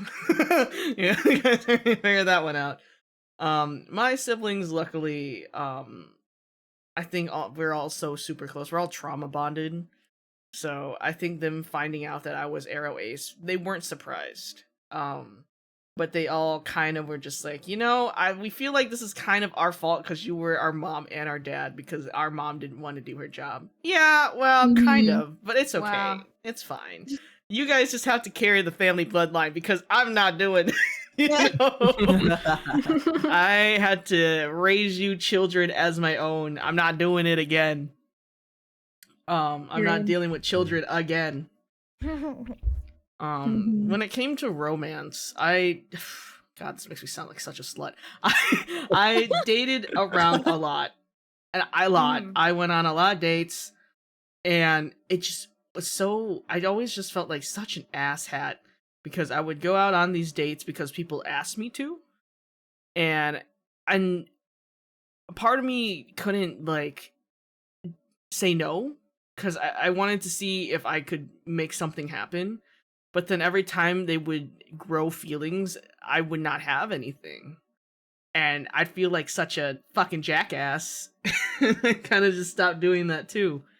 I think that part too, when it came to romance, became even weirder when I started working in the sex industry. I used to be a professional dominant for a BDSM boutique. Which is... wow. Yeah. I know. Wow. It's, Wow. That's people- crazy. People are always surprised about this one because I think, how do I say this? I think outwardly I don't give off those vibes, but I was really good at my job. Slay, fucking slay, I guess. Like, Slay, wow. Slay of the year. Yes, queen. Right. And how I even got that job was also just as weird. My my mistress found me at a Dunkin' Donuts when I was broke, drinking coffee. That was like my first meal of the day was coffee. And she came up to me and she's like, "Do you want a job?" And at that point, I was kind of desperate because I was working odd jobs around there because I ran away from home. And I was living on campus and just kind of just trying my best. And I was hoping it was a normal job. And maybe younger me should have thought it through. Like, if a really pretty woman comes up to you and asks if you want a job, you should probably be really suspicious. I was not. I was too busy looking at her because she was really pretty. Taiga, this sounds like a manhwa, like actually. Oh my god. Okay, listen. We go to this boutique. The front facing part of the boutique is like a lingerie store. So I just thought that I was just gonna work the front desk and sell lingerie or something. I didn't think much about it. And then she led me to the back. And I was not expecting what I saw in the back. So then I asked her, and I was like, so what's the job? And she looked at me. She's like, "I'm looking to hire a dominant." And I was like, "Ma'am, are you? I don't. I think you're asking the wrong person. I don't think I'm. I don't. No, I am baby." And she's like, "No, I'll train you." And I was like, "Oh, okay." Oh. Whoa! God. Oh my And- god! This should be a manhwa. This should be a manhwa. I feel like it already is. What the heck? And then I got trained, and I Wow. was a dominant for 1, 2, 3, 4, 5, 6 or 7 years, I think. Oh wow. Yeah, That is so Taiga trained cool. in What arc. the fuck? What? yeah. My That's a clients still long call while. me, Ooh. Whoa! and I was like, "Sorry, guys, I'm a cat boy on the internet now. I don't do that Retired. anymore." I switched professions. My bad. Sorry, guys, I meow on the internet for money now. But yeah, no, I think that job also kind of like solidified also why I couldn't get into romance, because almost all of my clients, my mistress liked to pander me to a specific demographic. Almost all of my clients were very powerful married women or submissive men. But overall, my clientele was just women that were married, that were like CEOs or shit like that, like super powerful women. And at the time, I would be in these sessions with them. I would just talk about how much their marriages sucked. And I was like, damn, this shit kind of sounds like it blows. Maybe I don't want this for myself if you're looking for True. me to get a release, right? Mm. For a little bit too, I would ask these women, I was like, are you guys like in an open relationship? No. He just can't do what you do. Oh, thank you. I was trained. Maybe you have to train your husband. No. Oh, okay. I tried. Oh my goodness. But I think like having that experience and like being in the sex industry too, it was kind of just like, would people want to date me knowing I was a sex worker? And I have full respect for sex workers as someone that was a sex worker, right? And it was just something that I know from like a lot of my friends in the industry where they struggled to find meaningful relationships with others because most people don't take kindly to sex work. So I think that was probably also like a reason as to why, besides like finding and figuring out I was Arrow Ace, right? It was just like, damn, like maybe this is why. But I'm not sure if me being really good at my job was also related to my sexuality. Because I remember my mistress would, every time I was done with the session, right? Because usually what happens, there was, at the BDSM club, there was 5 dominants and dominatrices. There was 3 dominatrix and then 2 dominants, including me. So the dominant is just the male version of a dominatrix. After every single day and we finish out our sessions, we would convene with each other and talk about the types of clients we had and what we did. Okay. But I just kind of remember vividly that none of them had relationships because they felt like they all had relationships with their clients. And I was the only one that did not feel like that. I was the only one where it's like, well, this is my job. Once my job is done, I'm going home. There's nothing else after that, you know? But I think that's also why I was able to be one of the more popular dominants, because I was able to separate my feelings compared to what I had to do for my job. It's really interesting to think about now, not that I don't do it anymore, because I did it for so long. But yeah, I think a lot of my experiences when it came to like work and life really worked my sense of romance. So now if I want romance, I watch anime, read shoujo manga, and read smut AO3. Base. So That is base. That is valid. Or go to Barnes Real. and Nobles and find smut books to read and call it a day. So yeah, I live vicariously through media. I am. Does that make me a voyeur? I don't know, but I'm happy this way. Alrighty, and then lastly, platonic. Let me think. I mentioned earlier that my straight best friend is the main reason why I was able to come out as who I am today. I think that for the lack of romantic connections I have, I very much deeply hold my platonic relationships really close to my heart. I'm a really firm believer in found family. If your family is good to you, God bless your heart. But blood is not thicker than water. You know? Yep. And all of the platonic relationships I've made throughout my life have shaped me as a person today. And if it weren't for my straight ally of a best friend, I don't know. I wouldn't be who I am today. If she didn't Google, what does it mean when you hate people and hate sex? I wouldn't know what I am today. So I really love my friends.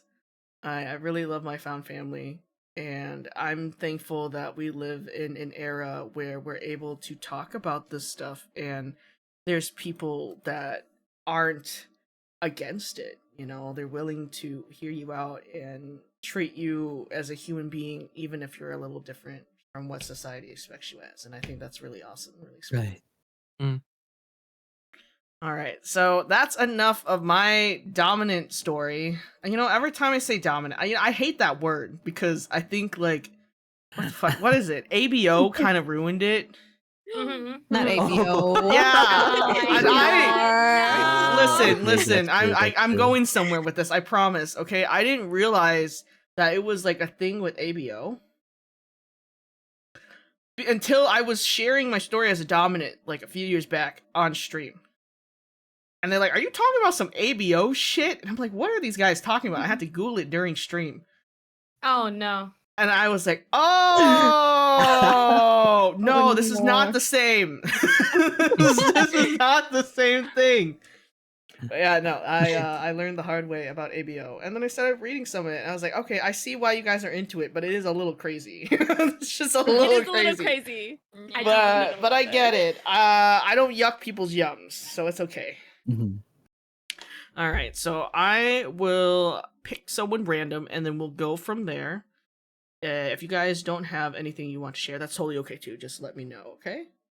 So I am going to go with Mew. Aw, man. Well, I kind of already started a little bit on like how my family and how I think they were more close-minded for when I started, but through the years they became more open-minded and I became more comfortable discussing it with them. Sometimes I can see that it's weaponized against me if like particularly in arguments, especially political arguments. Oh no. They do tend to use that as like an instant hurt. Like basically they'll do something along the lines of just like, well, you're a part of that community. Of course you think that way. Just kind of putting us in boxes even if it's like not anything to do with it.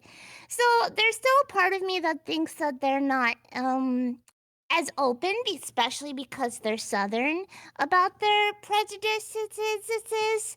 I can't speak. But I think they have come a long way, and at some point you just have to accept that people are never gonna really change to what you expect of them, and just move on with yourself because it's more important on how I feel about myself than what my family feels.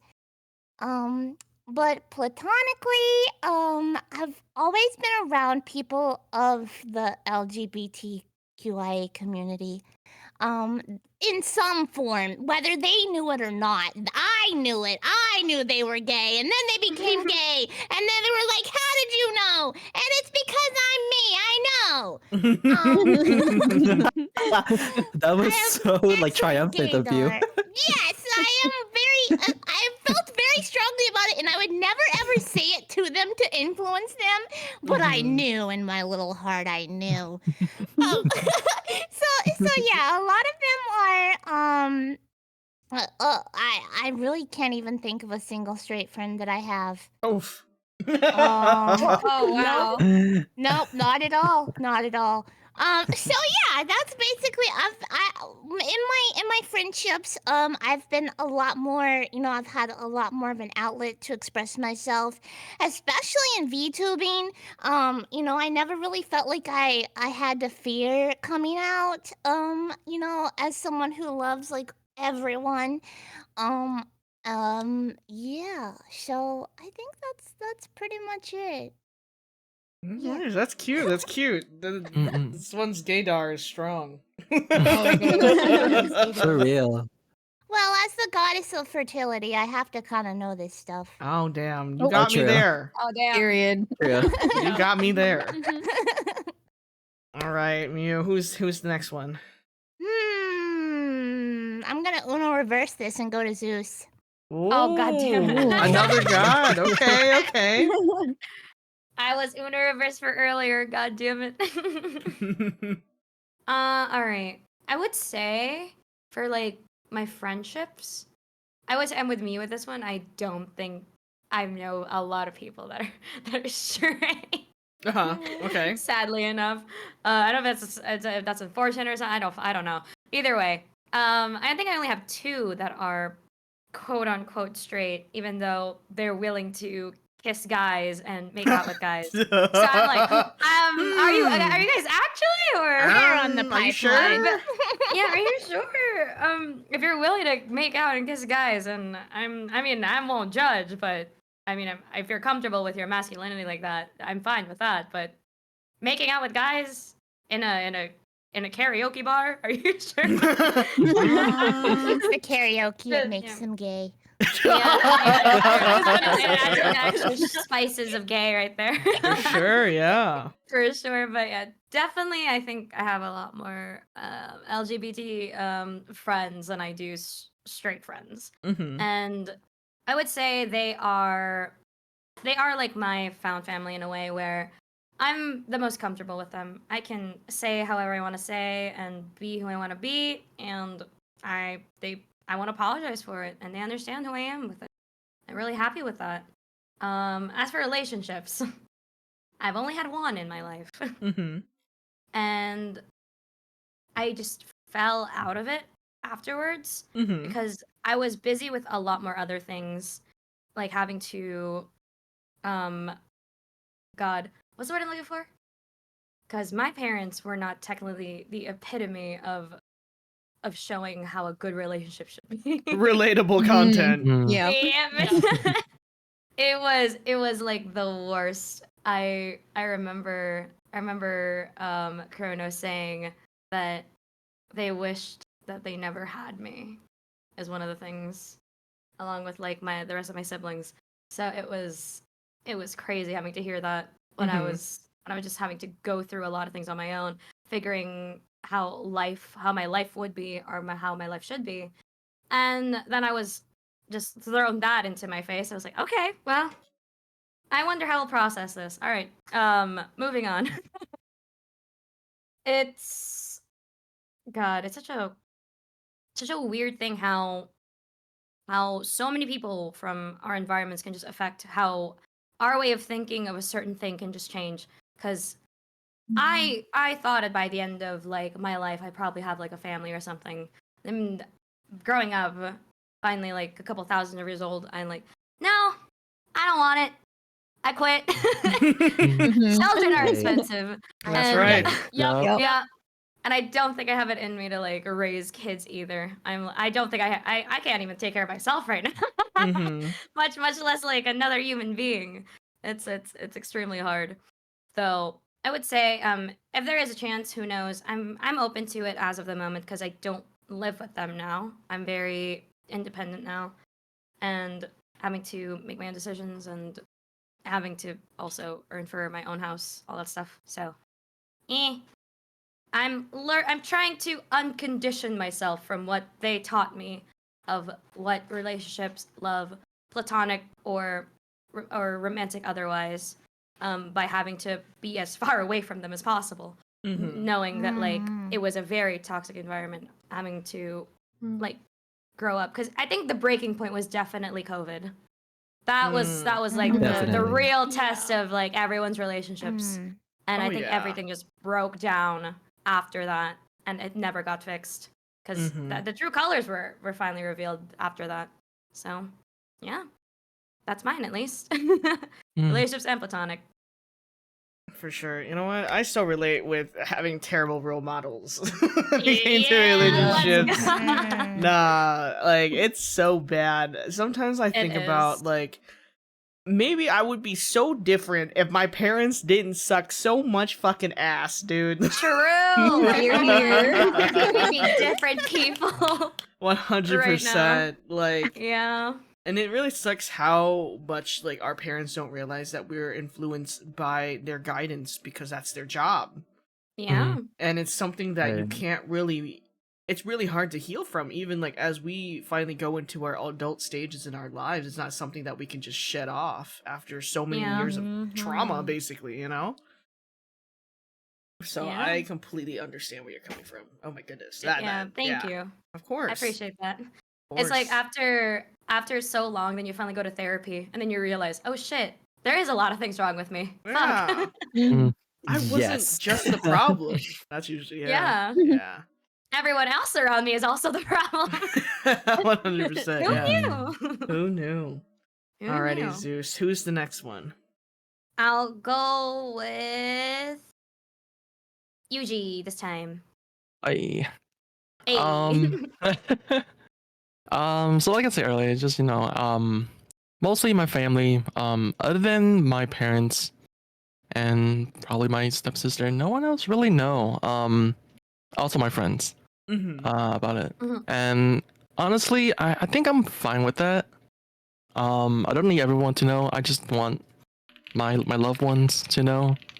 And as long as I have that, I'm fine with that. As far as relationship goes, I only really have one serious relationships, and we ended off on maybe not a good term, but I guess it wasn't bad either. We kind of both just fell out of love.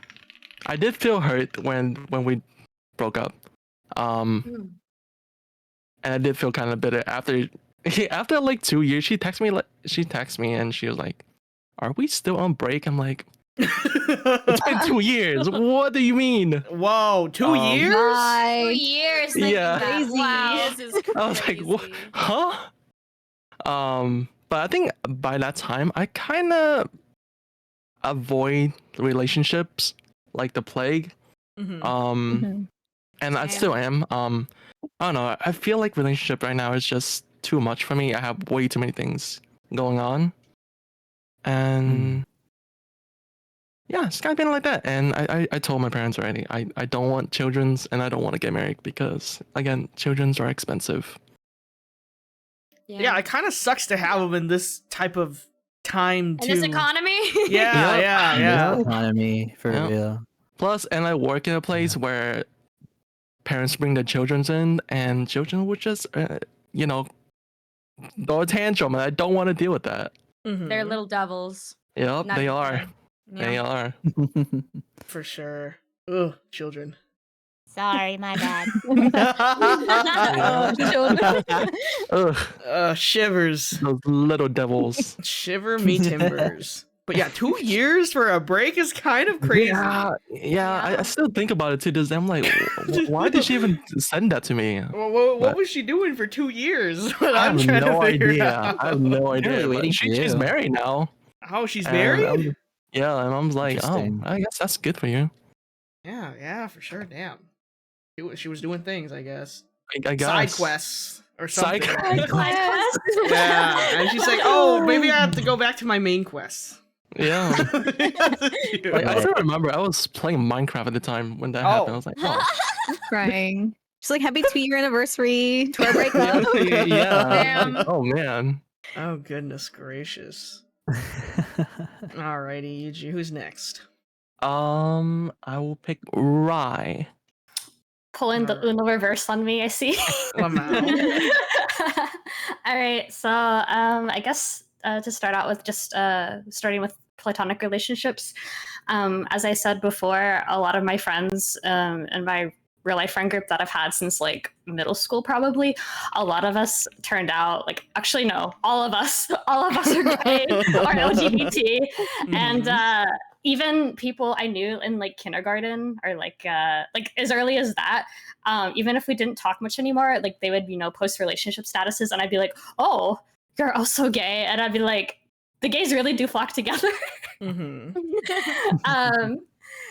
so I know like I always had my friends, and we still talk a lot, even though we've like moved to different places in the world. Like we still all keep up with each other, and I know like if anything, I can always rely on them. They're like my ride or dies for real. So I'm very grateful for them and to have like that kind of community. And because my friends were like so open about their sexuality and like just talking to me about it, like, oh, I think, I might not be cis, or I might, I think I'm gay. And like just having those kind of conversations like helped me realize things too. So I'll always be really grateful for them because they helped me figure things out a lot quicker than if I had been on my own, So I'm very, very, very thankful for them. And I guess as far as relationships go, I dated the girl I mentioned earlier.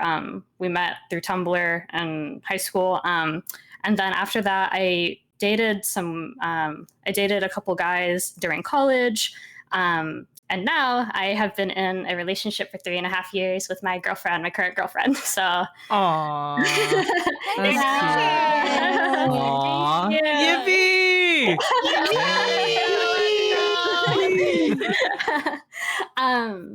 But so kind of there's a little bit of history like going more towards the family side of things. So I remember, so after I got with my first girlfriend in high school, I was a camp counselor for Girl Scout camp. And I was really happy. I wasn't necessarily out to everyone, only like my really close IRL friends I had told, or they knew because they followed me on Tumblr, so they knew already. Fair enough. Always Tumblr. So they all knew, but one of my friends, like we are all kind of just talking in a group, and one of my friends was like, oh yeah, how's your girlfriend doing? And one of my friends just kind of like froze, and they kind of went really quiet, and I was like, oh, that's like, is she not comfortable with me dating a girl? And I kind of figured because she grew up in a really conservative like family, and she just was kind of quiet. And after that point, she wouldn't talk to me. Oh. Oh, She wouldn't talk to me, no. and I didn't know why. And I was really upset about it because she like lived close to my parents, and we would hang out all the time because it was like a 5-minute drive away, right? And so I was really like upset about it. But eventually, her mom contacted my mom. And she was like, hey, can we meet up and have coffee together? I didn't know about this at all. My mom was kind of vague about it. She's like, oh, I'm going to go meet up with like your friend's mom and stuff. And I was like, oh, okay. During that time, I guess my friend had staged an intervention. Oh. What? Oh, wow. What? Yeah. And so I realized like my mom came home. She looked very, very upset, like face red and everything. She found out through my friend and her mom that I was in a relationship with the girl. Mm. Oh. My parents did not take it well. Not necessarily like, not necessarily because they found out I was bisexual, but they're like, oh, that's online. Like, that's not real. And, they were very upset about it. But also, I feel like they're still kind of in denial about me being bisexual. I think my dad kind of knows now because whenever my mom asks if I have a boyfriend, my dad will kind of be like, what if she's, and my mom will like kind of give him a double take, and then I'll have to like act kind of oblivious, like I don't know what you're talking about, because I'm not, because like that experience kind of like traumatized me, and so even if they're okay with it now, like I'm still kind of afraid to tell them, and they don't know about my current girlfriend that I've been dating for 3.5 years, and so at one point, like I'm trying, like this year is my goal to tell them finally, because it's gonna be kind of hard to explain to them. Yeah, if I move out or move out of state, or it's like gonna be kind of hard explaining why if I don't tell them that I'm in a long-term relationship. So, but it'd be like that. If it helps, I was with my girlfriend for 7 years, and we moved out of state, and they never knew. Oh my goodness. Slay! Fucking girl bossing. Yes. Slay. Girl bossing. Really girl bossing. Let's go. But yeah, so I hope I can get the courage to tell them and not let that that experience kind of ruin my relationship with my parents, because I'm trying to be more open with them and tell them more about about my life and stuff. So yeah. But I think that's pretty much it for me. Okay. Prayers. I hope it works out. Honestly, all my thoughts for you. Thank you so much. Of course. That's always tumultuous, Never know how your family's gonna react, but I hope at the end of the day, you don't need your parents' approval for you to live your life. That is true. That is true. And even if they're a little like bad about it in the beginning, some people are just in shock, but they have hope no matter what. Right. I think it's already really, really awesome of you wanting to make that first step already. So I really respect you for that. Oh, thank you. Of course. Alrighty, Rye, who's next? I'm going to go with Ice Boy hasn't gone yet, right? Okay, Ice Boy. All right, Ice. I guess in terms of family, only my brother knows that I'm bisexual, and no one really knows. My brother really is like I tell him like everything about me, and he tells me everything too. So it's like we have that strong sibling bond. And in terms of relationships and platonic friendships and stuff like that, I have been in 3 relationships in my life, 2 girls in high school, and I dated 1 guy in college.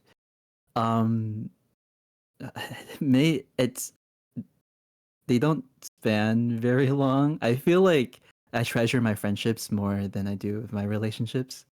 I think friendship heartbreaks are way worse than like friendship heartbreaks. Other They really do affect me. Yeah, absolutely. My friends all know that I'm bisexual. And like although I never expected to become like this, but once I got into college, I started kind of working on my body a lot. Unfortunately, the first year of college, my freshman year of college, was around the time when COVID literally hit. Mhm. So I had time to work on my body, and I grew up. You know, when you're Filipino, you eat a lot of rice and protein, and that stacks up. Oh, yeah. So, Wait, you're and- Filipino? yeah. Oh my God, kababayan, hello! Hello, kumusta? Anyways, okay. So, it's important to talk about intersectionality between POC and LGBT. Mhm. This, so it's important for me to discuss like the fact that like because I kind of I grew up not really having a sex life. Uh, uh, I was still a virgin when I went to college, and Mhm. I worked on my body. And there's this whole stigma within gay culture that like hookup culture is like really big there, and was kind of curious to tap into it. So within my first few years of like college, I hooked up a lot. I hooked up a lot, and in fact, I literally like I hooked up way more. I focus on like hookup apps more than like dating apps. I don't date as much. It Mhm. got really really bad, and that kind of tarnished my relationship with being bisexual for a bit. And um like I kind of realized that like not everything not everything gay is about hooking up. So I need to kind of just take it slow. I'm not right now. I'm currently taking it slow. I'm taking it like when I manifest, I manifest. When it comes to me, then it comes to me. Um, that's a funny statement. Anyways, Oh my God, I just got it. Oh my. yeah, I'm right currently. I did date. I did went in a relationship like a 6-month relationship with my ex-boyfriend, my first ex-boyfriend ever.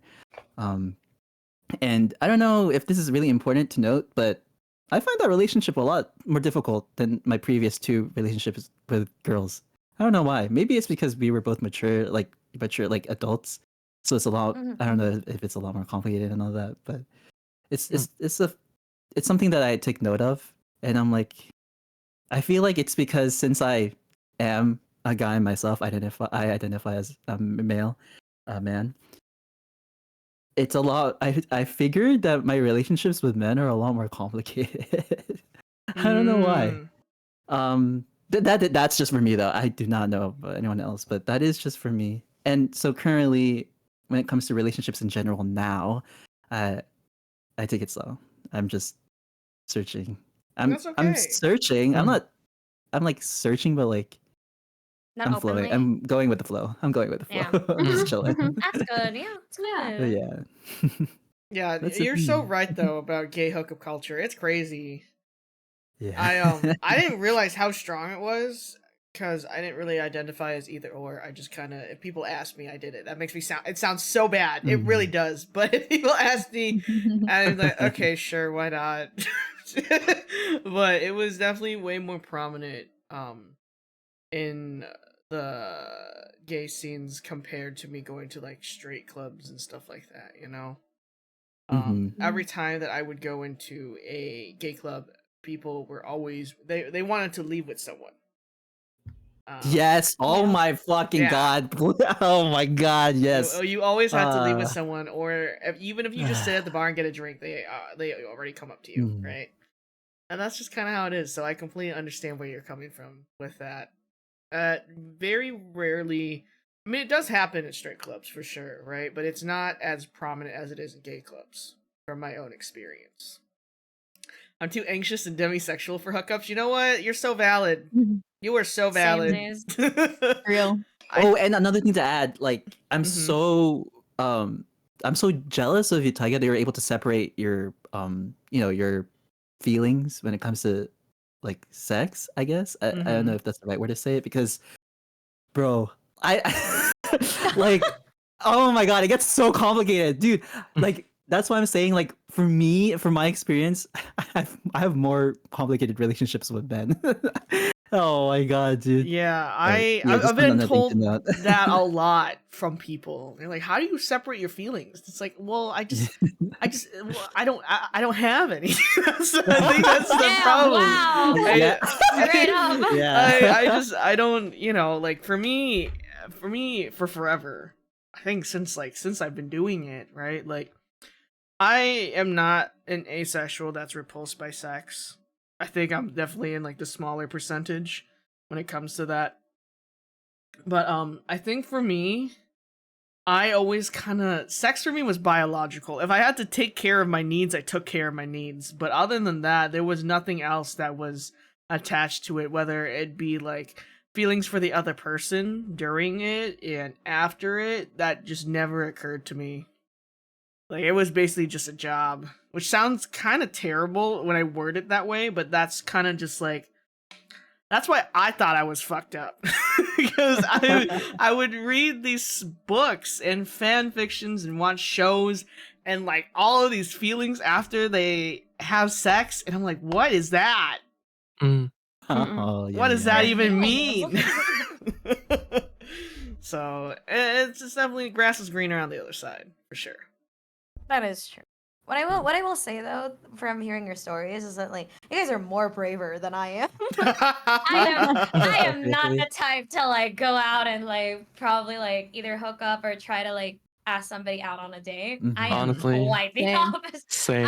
I am the introvert. I don't think I've ever been into a club or a bar before. Yeah, Same. same. Yeah. Same. You know what? Yeah. There, I am an extrovert, so that's probably why I'm like Yeah, that. But I'm I also just an wanna- extrovert.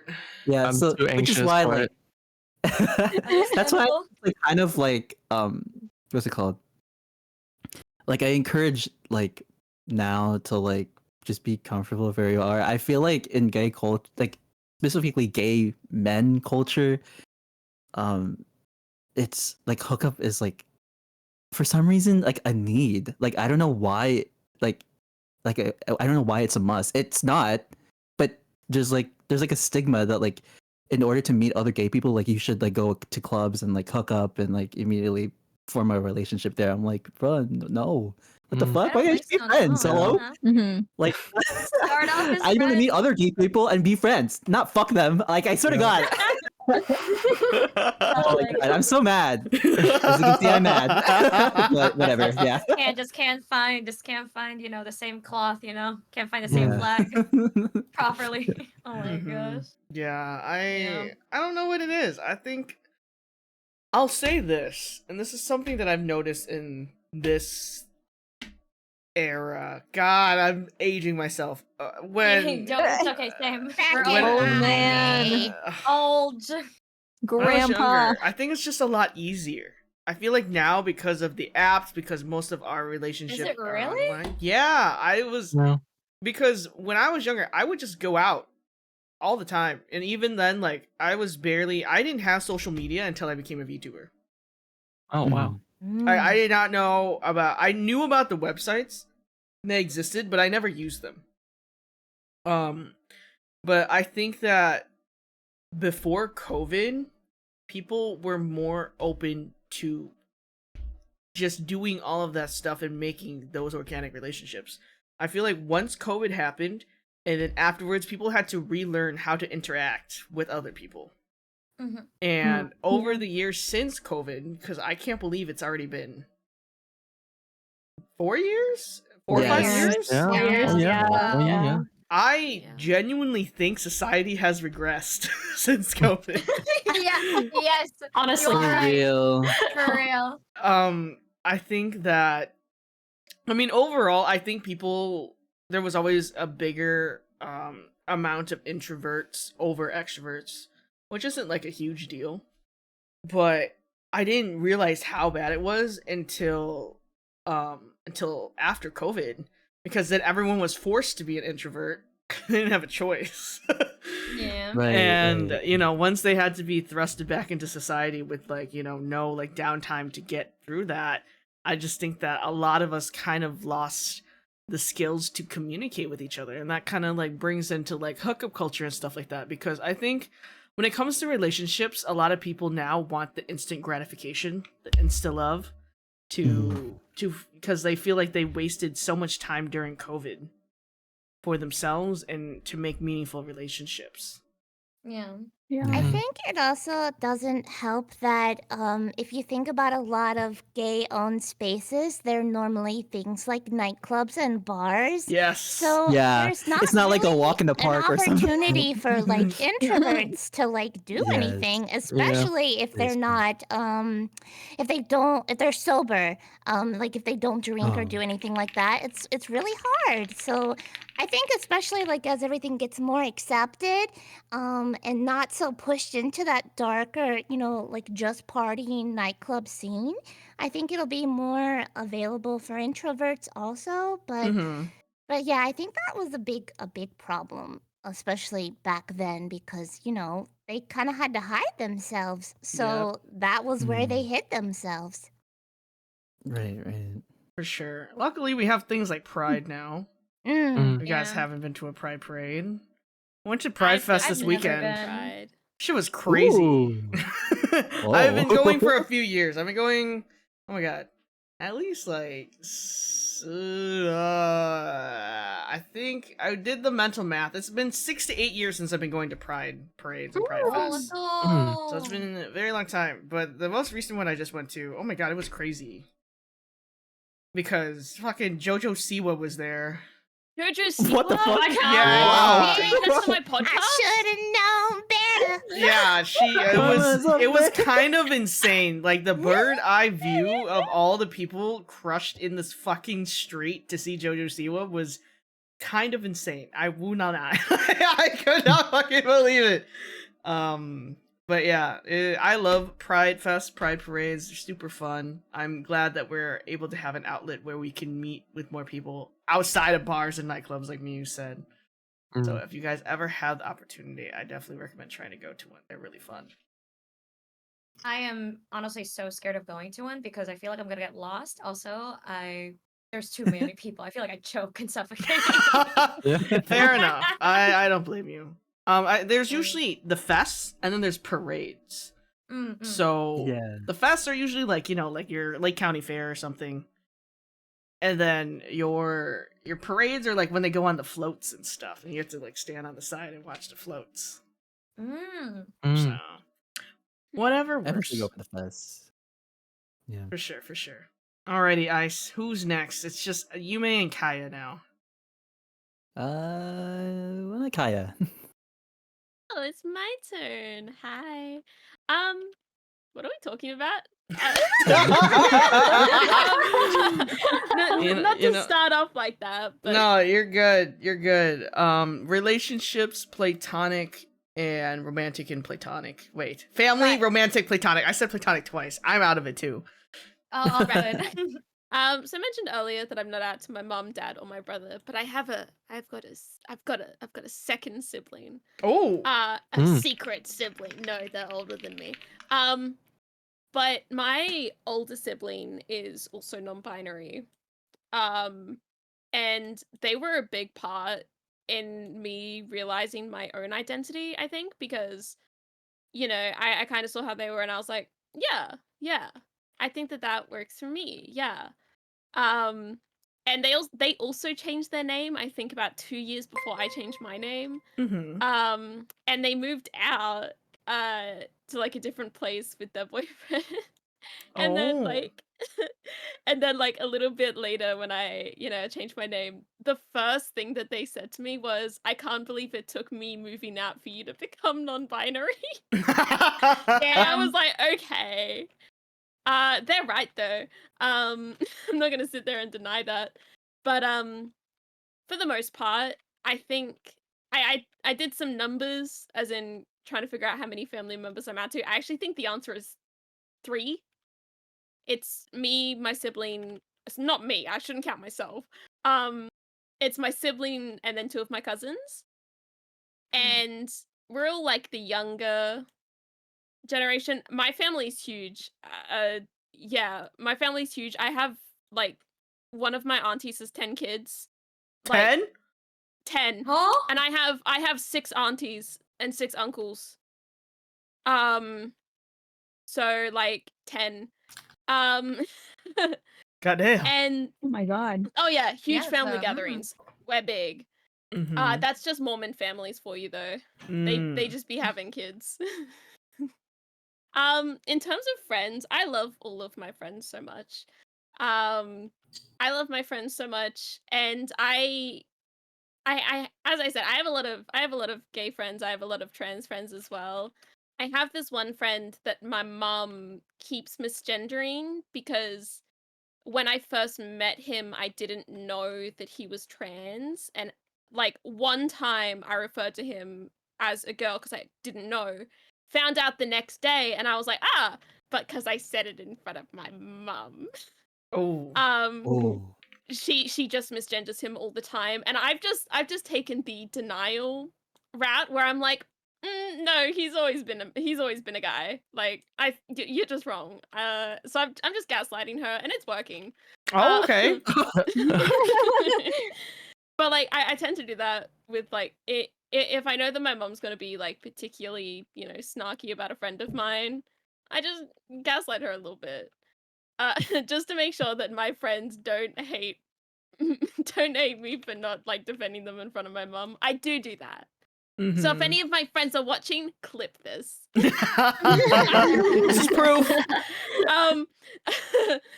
But like a lot of my friends tend to feel like if they need to come to me about something like in regards to the sexuality or gender, they just message me, usually at 4 a.m. because a lot of my friends are like American and European, but it's like I'm always awake at that time, so that doesn't matter. I'll answer you, I'll talk to you. In terms of relationships, this is fun. I've had 3 girlfriends, 1 boyfriend, and yet I'm male leaning when it comes to my bisexuality. Okay. But that's more of a recent development. And much like others, I did not have ideal parents as role models. Right. Not to get into family drama. My mum has been divorced twice. My dad cheated on her. Her second husband also cheated on her. Oh, God. Yeah. So there's a little bit of a pattern there, and I hate to tell you this, but 2 of my girlfriends cheated on me. No. Oh no. Kinda no. Like, I'm living in this gorgeous like familial cycle. It's crazy. But like, so a lot of my romantic relationships, like 2 of the girls as well, they didn't want other people to know. These are the ones that cheated on me, by the way. They didn't want other people to know that we were dating. And I found that really, like, I understood, so obviously I never told anyone. Like, until once we stopped dating, then they were fine to tell people. So that was a weird thing that I noticed. Like, we broke up. I broke up with my ex because, like, she cheated on me or whatever. And, like, immediately she told everyone. Weird. And I was like, that's really weird. That's actually really weird of you to do that. So that's kind of what it's been like. But I love love. Oh my gosh, I love love. I absolutely love like, expressing it and stuff. As embarrassing as it is, I love it. And I get really sad when I can't like express it how I want, So I that's always kind of bummed me out. But for the most part, like, okay, this is a little bit embarrassing. I'm still friends with one of the girls that cheated on me. Oh no. How's that? Listen. It seems a little complicated. It's because we were roleplay partners for like 5 years, and I was like, I don't want to stop roleplaying. And I don't have any other roleplay partners, so I was like, I have to, I have to do this for the sake of my characters. I relate to you so much. Oh my god. I also relate to that. Oh goodness. I can't give them up. It's like a drug. You gotta do what you gotta do for that I role gotta play, do what I babe. gotta do. It's embarrassing that this is. I wasn't gonna bring this up, but now I want to. My roleplay origin started in Hetalia roleplay. Hetalia! Yeah. I was really into it in like 2016, Mm-hmm. and like that's how I met this particular girl as well. Oh, my lights just flickered. Wonder if my power's gonna go out. Oh no. Oh. Stop flickering. But yeah, like, so I, that's just how it is. But like, even so, since my last girlfriend, I haven't dated anyone. I've never even kissed anyone. Not to like flex on you guys, but I am unkissed. Unkissed. I am That's a unkissed, sentence. untainted. Okay. No, I'm just, well, first of all, my long-term relationship, which was with one of the girls, was like online, so like obviously I don't think that that's possible actually. Fair enough. Fair, yeah. Logistical reasons. Yeah. It's just too much to work out. Mhm. But like I find myself in this weird thing where I very easily develop crushes, I think, because I just, don't have an outlet for love. Although Mm. recently that's been cured by Final Fantasy, ironically. Yes, Astinian. Because I just okay, Tiger has seen my room in my I have Good seen Company the house. Astinian room is it kind of goes hard. It goes hard. Yeah. It's such a cute room. If I was to take out all of the Estinian stuff, it would be such a cute room. The Estinian stuff shrine. just makes it mine. The Estinian shrine. Yeah. Well, recently it's actually kind of gone to Graha tier. Okay. Best boy. Best Real. boy.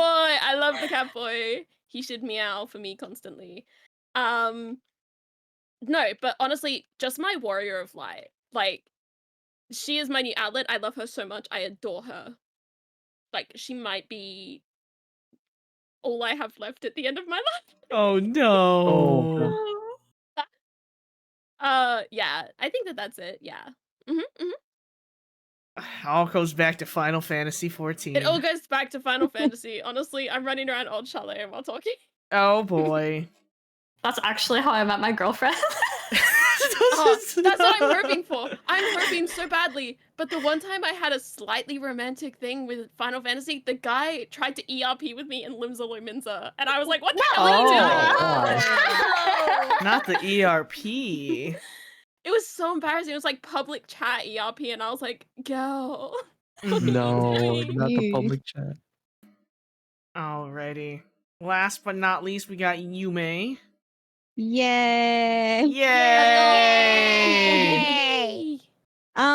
So let me start off. I got 0 relationship experience. Uh-huh.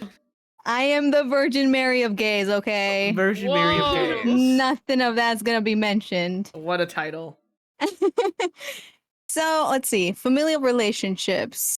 I think, like I told you guys before, they don't really know I'm queer at all, but my younger siblings I've hinted at because I mean, if I basically raise them and they become homophobic, no, absolutely not.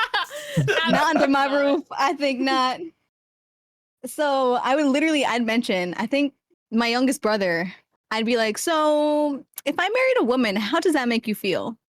And he's like, I don't know. It's fine. I don't really care. And I'm like, thank you. Ooh, okay. All right. Okay. And then the oldest of the younger 3, I was just like, so how do you feel about gay people? I'm not very subtle with these questions. You know, you got to get the straight answer. And she's like, well, I have some gay friends. So I'm like, it's okay. I'm like, period. Okay. So I can come out to 2 out of 3. I haven't tested the 3rd one out yet. She's an Aries. She kind of pushes my buttons a little bit. Aries. Yeah. Yeah. And then my parents, absolutely not. I mean, if they're going to find out, it's me sending a wedding invitation for me and my wife. And they're going to be like, excuse me? So you can come or you can, take me off the wheel. Either way, it does not matter to me. Thank you very much. Word. Yes. And so That's literally basically my family relationships. If I ever come out to my parents, it'll be if I'm getting married to a woman, period. Mm-hmm. And my siblings, I'll come down. You know, I'll be like, hey, this is my girlfriend. What do you think? Thoughts, questions, inquiries? What if one of your siblings is like, you say thoughts, and then the other sibling goes, and prayers. Good luck. They will. They definitely will. I'll be like, well, thank you. I'm gonna need those prayers. Well, damn. Yeah. And then my friends, I feel like we all have this experience. You know, we attract the gays. We Everybody attract around the us. gays. If you're gay, everybody around you's got to be a little gay. You know, That is true. Yeah. like all of my friends, basically all of my friends are on the queer rainbow. Like not one single one of them. Oddly enough, I've known them since like middle school, maybe elementary school, and I'm like, wow, we all grew up, discovered ourselves, and we're still here. Happy Pride. Happy Pride. Happy Pride. Happy Pride. I'd say that's literally my experience. I don't know, I feel like I'm blessed. I'm very privileged in that sense that because I do have a lot of queer friends around me, we all questioned our queerness with each other. So I know one of my trans friends, I was the first person he came out to because we had discussed previously. Oddly enough, the way he discovered it was through BL. And I feel like that's a real trans experience. You know, you're watching BL and you're like, I kind of want to be one of those guys. Like one of those guys is giving gender and I like that gender. And I'm like, period, you know? Do you, be you, live your life. So yeah, I don't know. What else can I say? What else is the queer friend experience? I don't know. We're just Queer friends are important. It's always like nice to have them. For With sure. that energy. For sure. For sure. I have straight friends, but like those queer friends also, they tight. Tried and true. Period. Alrighty, so we have one last topic that I usually round out all the panels with, but I must pee. So Take your time. Go piss, I will girl. be right Go back. piss, girl. Yeah, I'm Go pissing. No piss, kidney girl. stones in this house. No kidneys, period. Alright, I'll be right back. No more kidney problems. We can't have that. What should we talk about? Should we talk about how we love Taiga? Taiga, Oh my heart. God. Oh my Taiga, god. heart. Thank you so much for hosting this. We love They're you. so cute. I love Taiga. I love Taiga. Oh my Taiga. god. So- I'm actually a Taiga hater. Number one out here. Oh damn. You know what? Whoa. How could you? What if like if there's no Taiga haters, I'm dead. That's me. I feel like 'cause me and Taiga had this conversation where like love and hate are like on the same scale. Mm-hmm. I'm on that other side. I'm hating till I'm dead. Out here hating. You guys want to hear an ada? Yeah, sure. Yes. Oh, Okay. Oh my god. Damn. Oh, Oh. that was crazy. Haskaru? I had to keep it kind of PG because Twitch Senpai does not like them very much. True. The Aras, really? Wait, what? Mhm. Really? I didn't know Yeah. that. If That's you so like strange. make it particularly sultry, they don't like it. Oh. Man, that's me with my Well- relationship with YouTube. Like, if I do any kiss, because I'm a boyfriend ASMR artist, right? If I make any kiss noise, they're like, "No, limited monetization." I'm like, "Bruh, Damn. all Like right, that's too unsay so. all right, all right." Oh my goodness. Did you guys go to any like Pride events this month? I've never been It's to nice. one. I want to. No. There was, but Garbage. Garbage. Like, garbage. What? What if like your Pride event was just hanging out with your besties? Did you guys do that? yeah, Queer I folk? did. Yes, yes. That one. Ironically, Yeah. me and my bestie went to a drag brunch over the weekend because Pride Ooh. Month, you know, we got to go Yes. celebrate. Yeah. How's that? It was fun. It was honestly iconic. It was the first drag show that I've ever been to, and I loved it. Every performance, there were about 8 performances. They were all amazing. I want to go go to one. Oh my goodness. Highly recommend, please. Mhm. So I've only been to one Pride parade, and that was like before COVID happened, and I went with my friends. But like where I live is so freaking hot. I can't go. It's too hot. That's I real. fear that. Okay. I went for like Hey. yeah, because I was there. I went to the Pride parade downtown, and I was there for half an hour. And I was like, okay, guys, I'm tapping out. Let's go get ice cream. That's too you. real. Cream. I mean, ice cream shops, like, they're pretty gay, so That's might pretty as well. fruity. Ice cream that's shops true. are gay? It is pretty Yeah, fruity. or at least so, Come back to what the heck? Oh. Oh, We were goodness. talking about like Pride events that we went to. Oh, If not okay. just like hangouts and stuff. Yeah. Yeah. Ice cream is pretty gay, you're right? Mhm. Yeah, ice cream is pretty gay. I know, but Yeah, I'm the ice ice cream boy, is. so I would know. I have judgment on this. Inside source. For sure, for sure. Alrighty, let's finish up our discussion because my cats are demanding sustenance. They want attention so Food. bad. As usual, she's staring at the back of my head. I feel it. So... Alright, so the last topic to round everything out is fictional or real crushes that start your awakening. A good example is earlier I said Jack Frost. Be alone. I made him question his whole life. So we're gonna go with ice again. Was it only My Jack first? Frost? Was there Okay. anything else? Listen, Jack Frost should not be in the same era as Tumblr. I swear to fucking God, whenever Okay, alright, buddy. whenever I switched that up on Uh-huh. Tumblr, oh, it was unhealthy for me. Oh my goodness. But yes, Jack Frost is like literally my bi awakening technically, since that's what like solidified it. And the one lady my- from Sunny from Girls' Generation, yes. yes, K-pop. yes. Yeah. And now currently Jungyeon from Twice. Ooh, that woman. I love her. I love her. Oh, you guys. So basically, when it comes to like fictional crushes for women, it tends to be in K-pop, and if it's Mhm. men, it tends to be from like animations or anime. So Fair enough. Fair enough. yeah, I would say Jack Frost. Oh, Jack- also Makoto from Free Watobi Swim Yes, Club too. yes, Oh my yes. goodness. Yes. Oh my gosh. I mean, I that's can really it. I can see it. I can see it.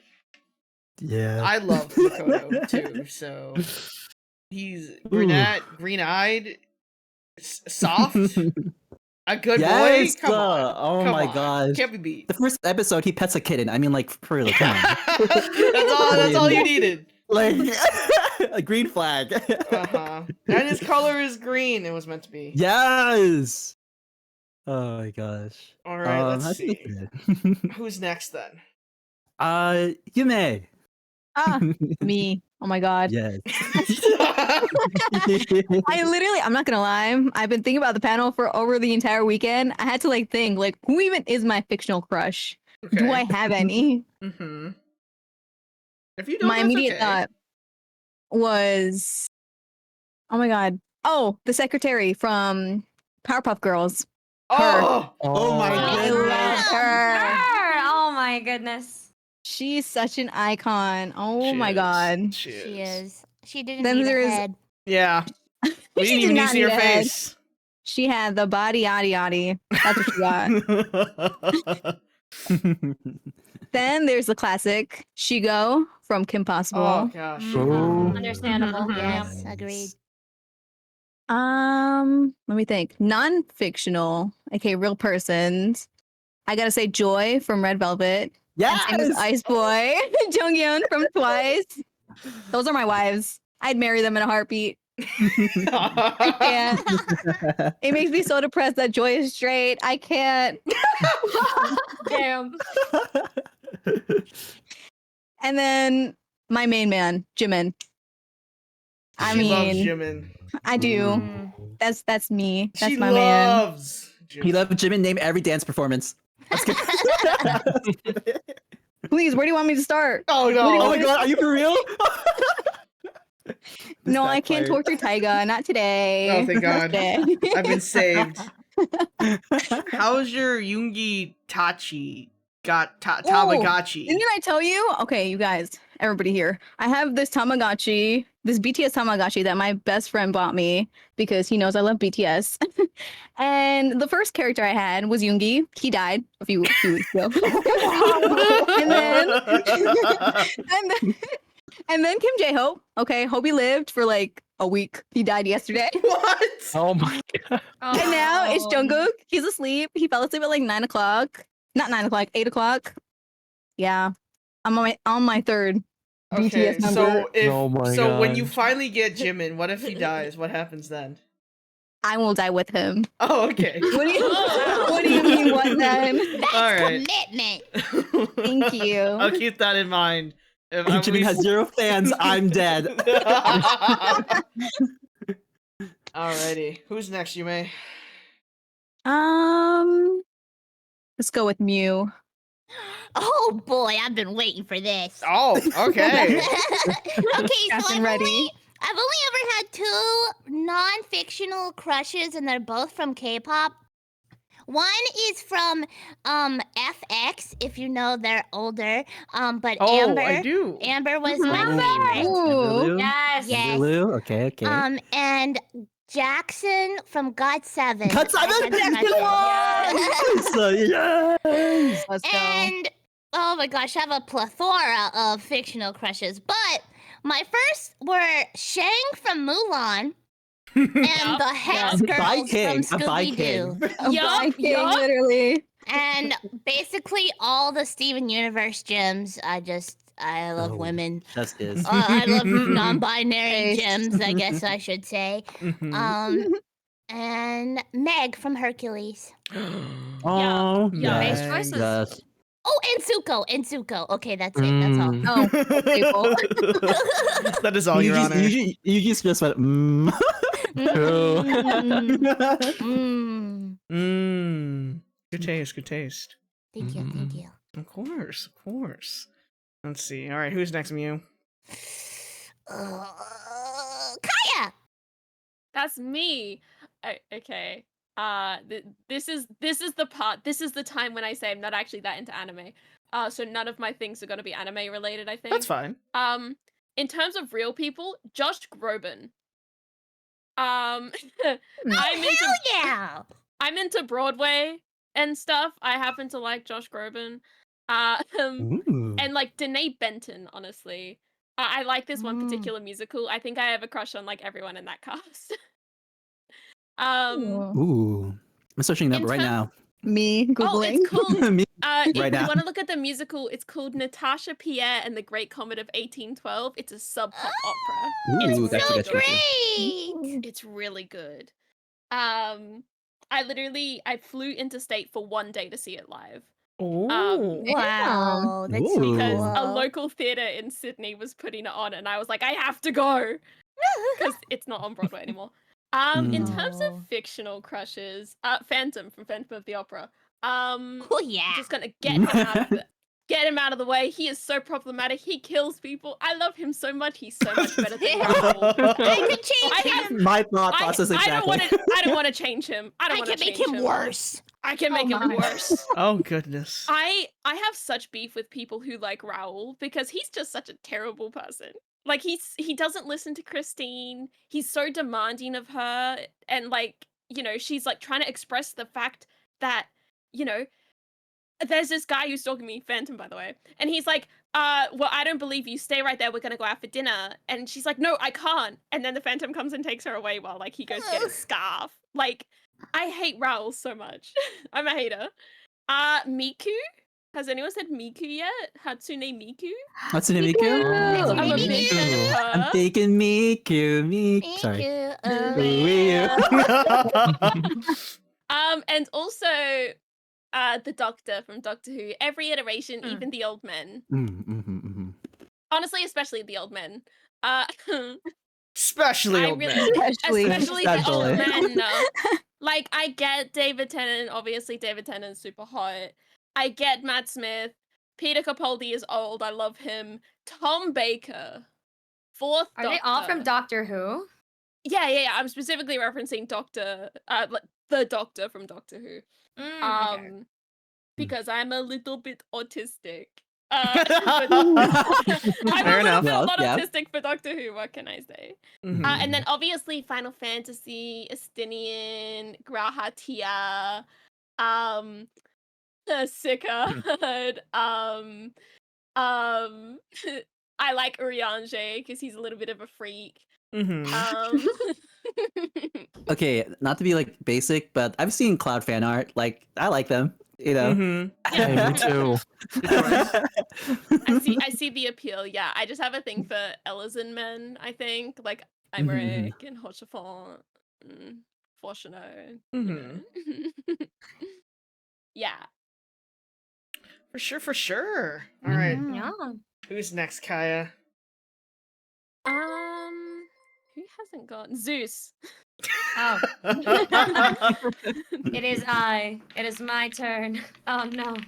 Okay. Fictional crushes. I actually have a lot. Now that I think about it, and for some reason they're all redheads. All redheads, though. Yeah, they're Handshake. all redheads. Chef's kiss. That's Yeah, kind of based. Yeah. They're all redheads. So like Kim Possible. I said Yep. Kim Possible. Kim Play. Possible. My Okay, first yes, ever- yes. My Okay. first ever crush when I was like a wee young goddess, and Mhm. then I slowly shifted into watching anime, and my next crush after that was from Otano Prinsama Otoya. I don't Yeah, know. yeah, okay. yeah, yeah. Gonna pre-mention. Oh my god, Yeah. you watched that? Oh my god. Yes, of course I watched it. I Bro. also played the rhythm game before it got closed. Oh my god. We need Yeah. to be best friends. We need to be best friends, right? And then after that is my friend introduced me to this anime that wasn't airing yet and only had a game in Japan, but it's called Idolish 7. And Idolish my- 7. Oh. Yeah. Island 7. Oh my god. My fictional Sorry. crush there, oh, surprise, surprise, is Riku, the redhead. Wow. Wow. Wow, crazy. And then I finally managed to like get what do you call it, an iPad Uh-huh. soon after. So I played not only rhythm games, but I also played Honkai Impact, and again, Honkai surprise! Impact. Oh. Yeah, guess who's my Kafka? crush is there, Kafka? guys. Kafka? No, No, that's Star Rail. Himiko? Star Rail. Himiko, Himiko. Yes, yeah, there you Himiko, go. yeah, Oh, wait. yeah. What's the difference between? Himiko. Oh my god. Wait, what is the Thank you difference? so much for the Impact raid, Raiders. was the Welcome in. first, Thank you so much, was Kane. was I the think first, he was playing game that today's got Tuesday. popular from MiHoYo Tuzlock Hoyoverse. Tuesday. And then they made Genshin I hope afterwards. you and guys after had a Genshin wonderful is stream with Honkai Kane. Star Rail. After Honkai Star I Rail don't want to is interrupt TCC. anyone. So So Yeah. currently we're So, still doing the my panel. crush Ooh, there I'm is excited for that. Himiko.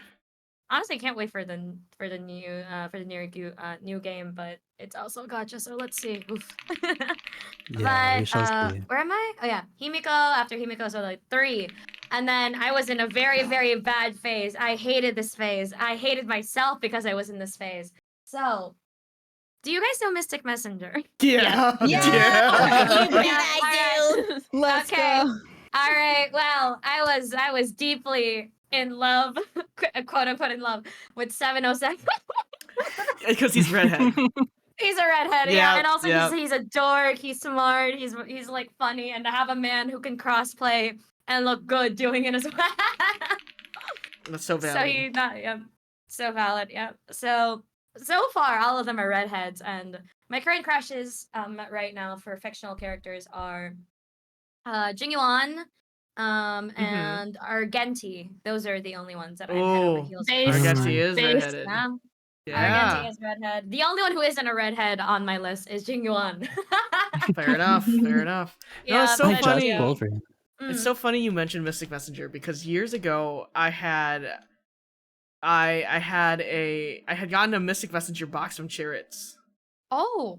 And it had Stop. all the Mystic Messenger stuff, the business cards, the posts, like art book stuff. So I had all of their business cards. So that just awoke a Damn. memory in me. I don't know if it's a pleasant one. I hope it's a pleasant one. Because from Yeah, what no, remember- I tried to play the game, but I couldn't get into it because they would fucking call at like the middle of the night, and I would get so Yes! triggered. Yes! Oh my god. Oh my god! It's like, They why wake are you up at calling 7 me? a.m. Yeah, and then they get mad at you if you don't answer. It's like, dog, I need to sleep. Fuck. I have a life. Yeah, exactly. Yeah. But no, I think for a long time, people, I think even before I became a VTuber, everyone was like, "You're literally Jumin Han." Like, what does that even mean? You're I like, can see that. Yeah. yeah, Loves your cat. Loves you, work. yeah, you work too much. You love your cats. You kind of say gay shit a lot. It's like, man, fuck you guys.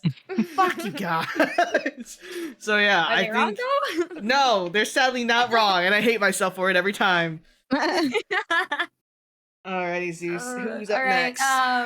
No wait, I still have like I guess IRL crushes. Oh, you kinda? still have IRL ones? Alright, let's hear those too. Yeah. Okay, my IRL crushes. God. Okay. My IRL crushes. Surprisingly, they're all gonna be actors. Oh, okay. Okay. They're all gonna be actors. Some of the cast in Bridgerton. I don't know if anyone here watches Ooh. Bridgerton. Ooh, okay. I Ooh. did. I only know that Jonathan Bailey's in it. 'cause I'm he's working on the Ross. Queen Yeah. Charlotte side story right now. Okay. So, I guess okay. I'm just gonna expose myself. I feel like everybody there is like my crush in the Bridgerton series. Everybody there is my crush in the Bridgerton series. I have in the first season, of course, I like Daphne and Simon because they're both hot. They're also just very like nice and attractive people. How could I not? Yeah, Um, Daphne's Mhm. actress is beautiful. Yeah, they're gorgeous. All of Mhm. like their costumes and the balls that they went through in that show. I'm like, oh my gosh, I wish it was Simon, but I also wish it was Daphne. I wish I could be both. And of course, Anthony Bailey's, and then the actress for Kate Sharma, of course, as well. The Queen Charlotte side story, both of the main characters. And then the new series as well. Penelope and Collins, actors and actress, Mhm. both amazing. There's this one series. It's a Korean drama that I always go back to. I always rewatch because I love the maturity of their relationship, and I wish I could be them.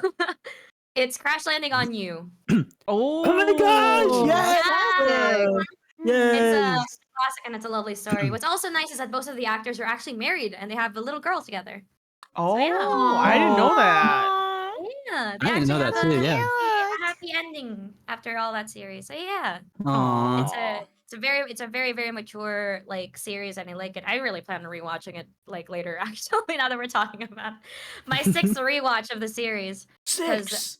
Yeah, sixth. What? Yeah, it's sixth. It's my sixth Damn. rewatch. It's gonna be the seventh. Mhm. That's kind of me So, with Gravity Falls. Hell yeah. Oh, for yeah, real. Gravity Falls. Okay, I'm gonna sound like I'm crazy, but I kind of did like Pacifica a little bit, just a tiny bit. On that one Yeah, episode I think when Pacifica's cool.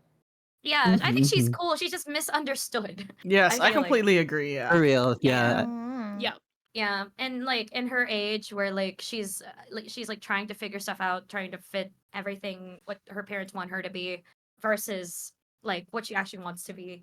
So it hits close to home in a way when your family just tries to tell you who you are when you're just like, no, I don't want to be that. I want to be Mhm. this. And they just keep pushing Mhm. like, no, be like this. I'm like, no, I'd be like this.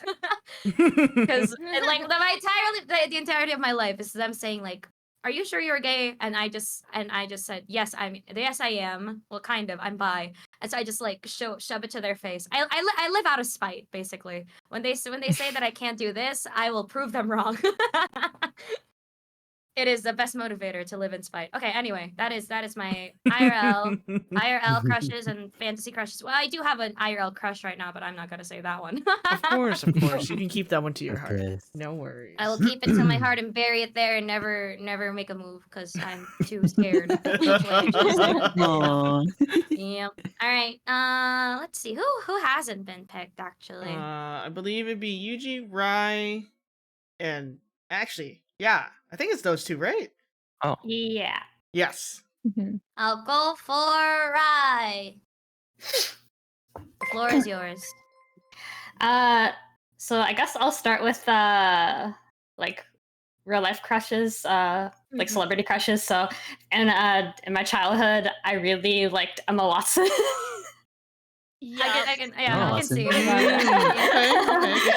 good choice. Pretty girl, yes. Yes, very pretty. I also really liked Ashley Tisdale, who played Maddie in Sweet Life of Zack and Cody. Yeah. Yeah, Ashley my Tisdale God. now is still kind of. Yeah, like I really like the nerdy characters, and so I really liked Maddie. And I low-key was like, I didn't know what shipping was at the time, but I was like, I think she and London should date. Fair. Fair, very fair. And then later on, when I got into K-pop, I think like yeah. So I know Yume really likes BTS. My BTS alt was Taehyun. Period. Yeah, Gorgeous. he's so beautiful. I think that was like mostly it for IRL. Oh, also I just think Aragorn from Lord of the Rings is very beautiful also. Okay, so fictional. Like Zeus, a lot of them are redheads. Ooh. And if they have glasses, that's a plus. I like the Megane. So Glasses. Yeah. glasses man. Yes.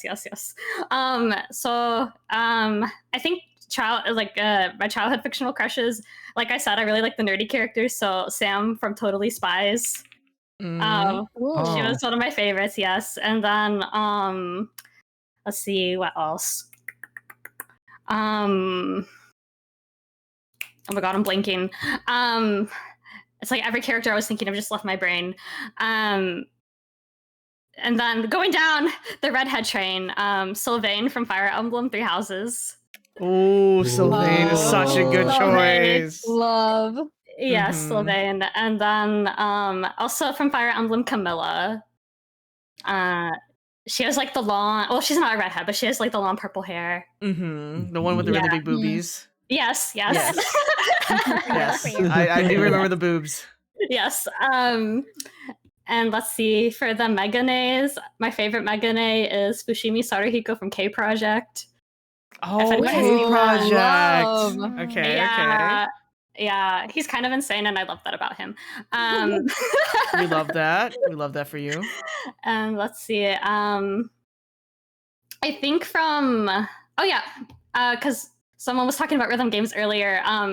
On Stars, my Oshi from On Stars is Hiyori Tomoe, but I think he's just really gender. I want his gender. Good answer. A very solid reason. Very solid. Yeah, and then from Genshin Impact, I really like Tartaglia. And also Dialect and Coincidence, they're both redheads. Ooh, Shocker. Oh wow. And I think what else have been Grahatia, of course. And Yes. Yeah. Sorry, I'm arguing with somebody over him right now.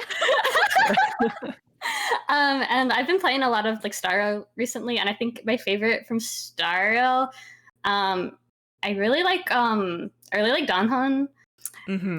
Yes. Yeah, and then who else do I really like from? I think like I still Jinlu, yes. Oh, that woman! Oh my god! I lost my pussy. I hate myself, man.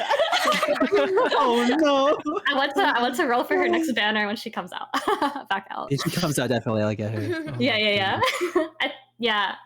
I think I listed most of them. Alrighty.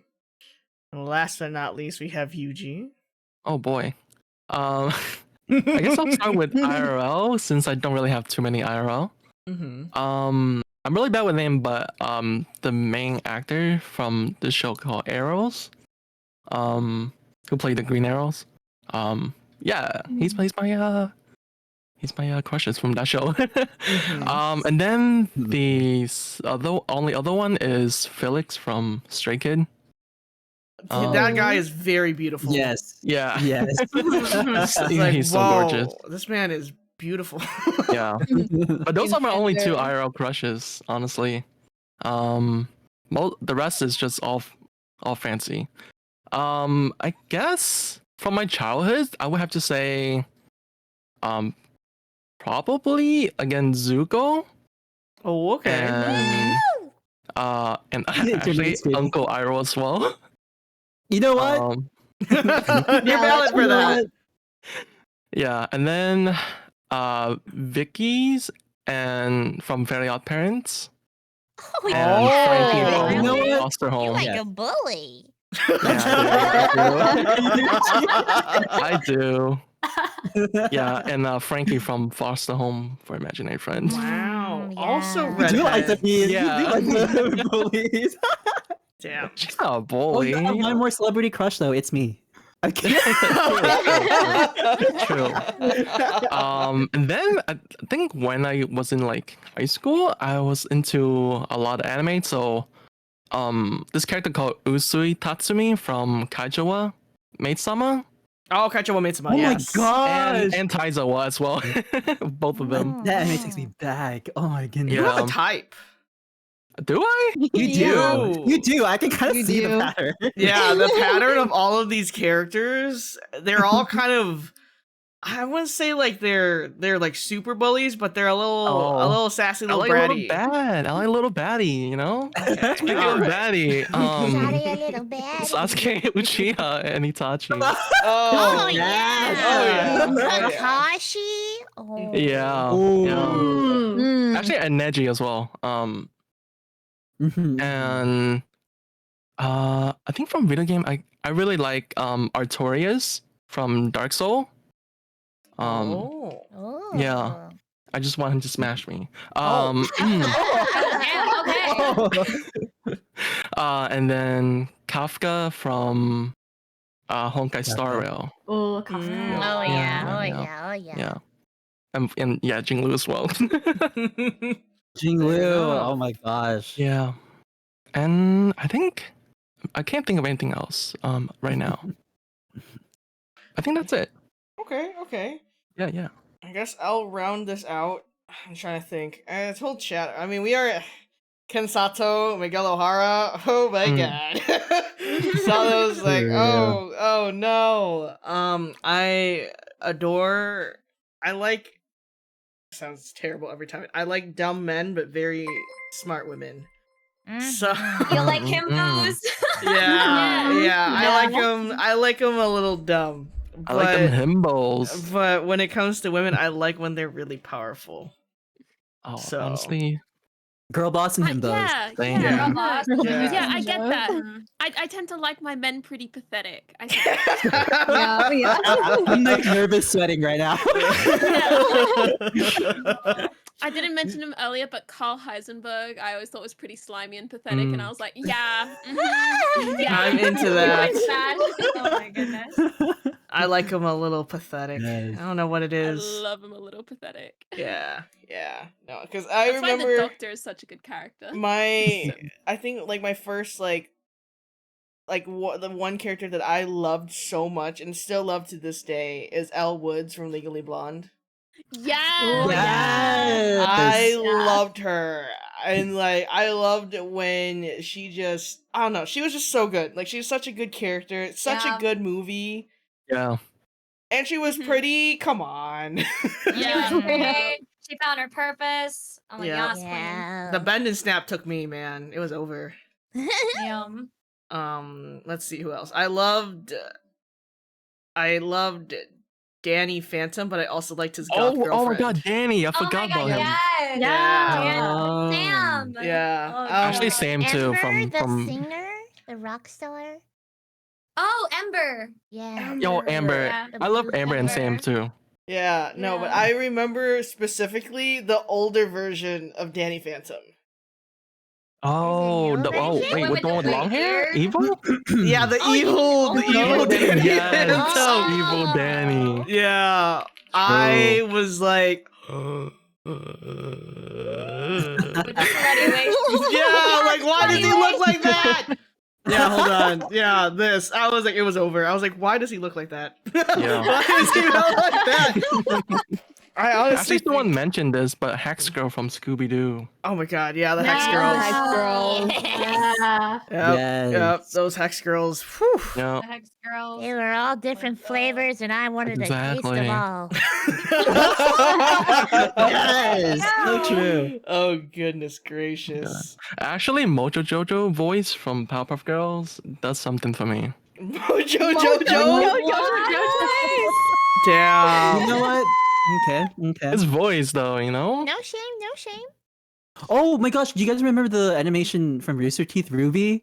Yeah. Oh Yeah. my god, I love Weiss. Mm. Oh my god, I think that's why I like Ayaka and Genshin, because it's literally reminds me of Weiss. Oh, yeah. I see it. Mhm. Okay, guys. All right. How did you guys feel? Was it a good panel? Thank you so much for showing was out. great. Yeah, thank Yeah. you. Yes, Thank you for yes, having us. that's it, yes. I love love it. being extra gayer this month. Exactly. Yes. Yes, we get to be extra gay this month, but we should always celebrate our gay every month, every day. Every Exactly, month, always be every gay. hour. Every minute. True. Be Sure. gay, do crime. 100%. Yeah. Well, Be gay, do Period. I'll bail you guys out, I guess. Yay! You guess, Doom. I'll It's think kind of about it. controversial, Like, but there's a like I'm hesitation. honestly like kind of buying some gay merch, not gonna lie. Like just I like rainbows. I don't know. I just like rainbows. No. Not gonna lie. I mean like there's a lot of controversy over it, but I'm just like, you know what? I'll buy. So I'll buy some of them.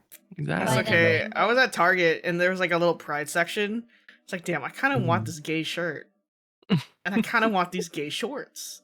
Yeah, I'm like, I'm gonna buy it. Like I don't know. It's cute stuff. It is.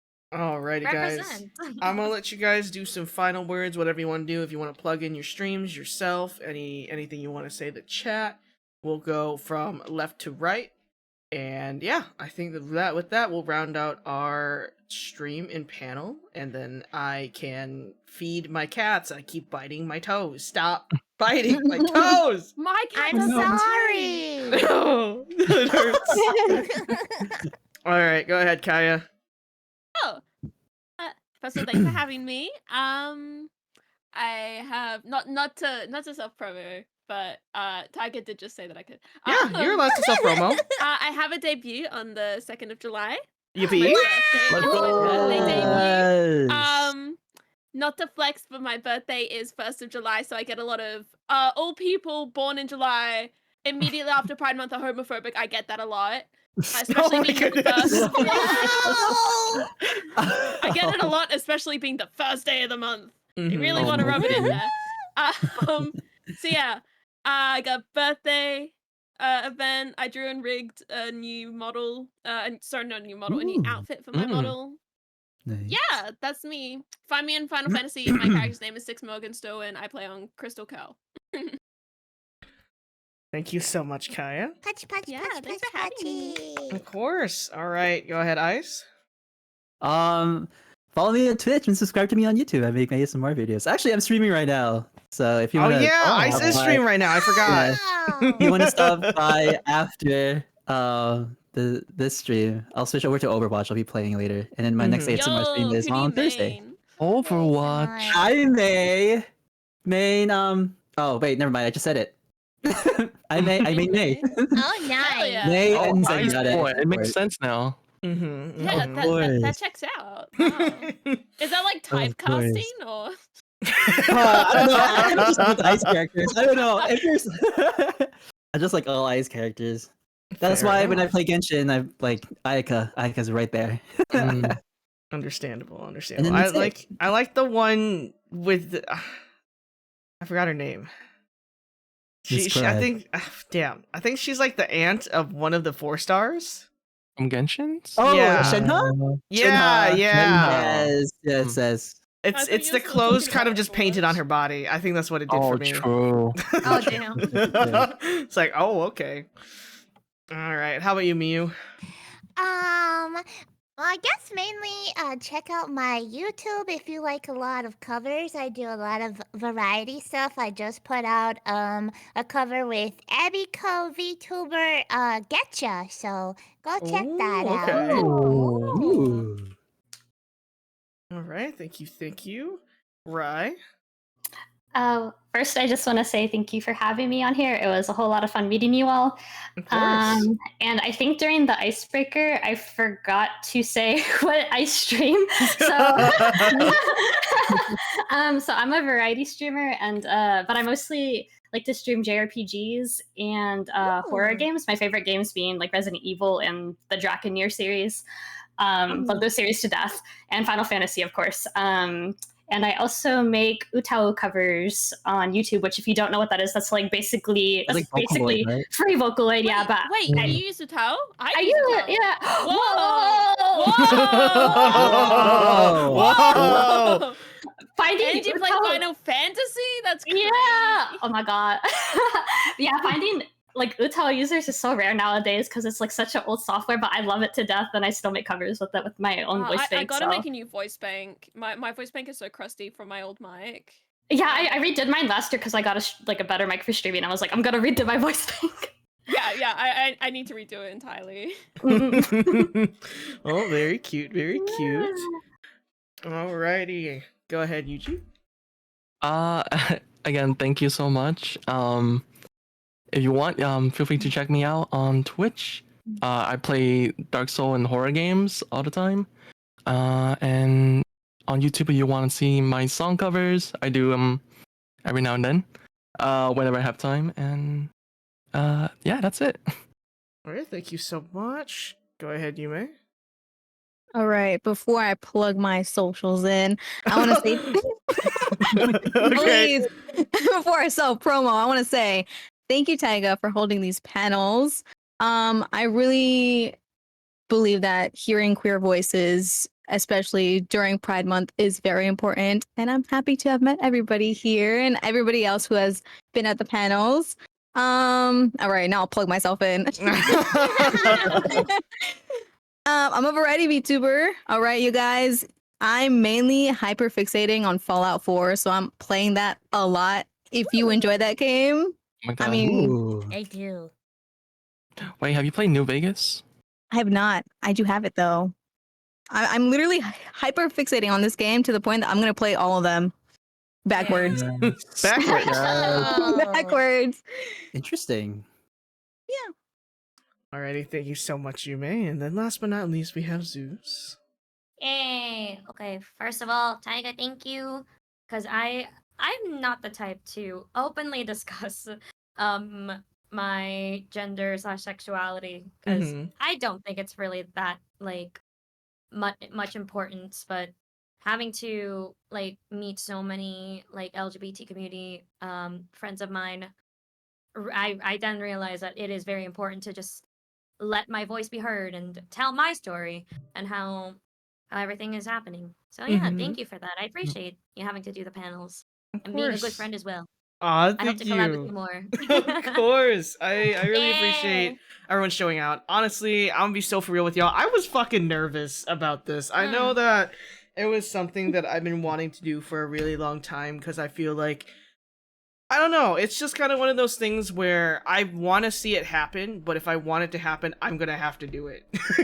You know? Mhm. Yeah, that like is true. Yeah. That's it's like true. it's like one of Right, those like how right. do I even explain it? You know, like when you really love a ship so much in a show, but there's no art or fan fiction, so you have to You make have it to yourself. make it yourself. Yeah.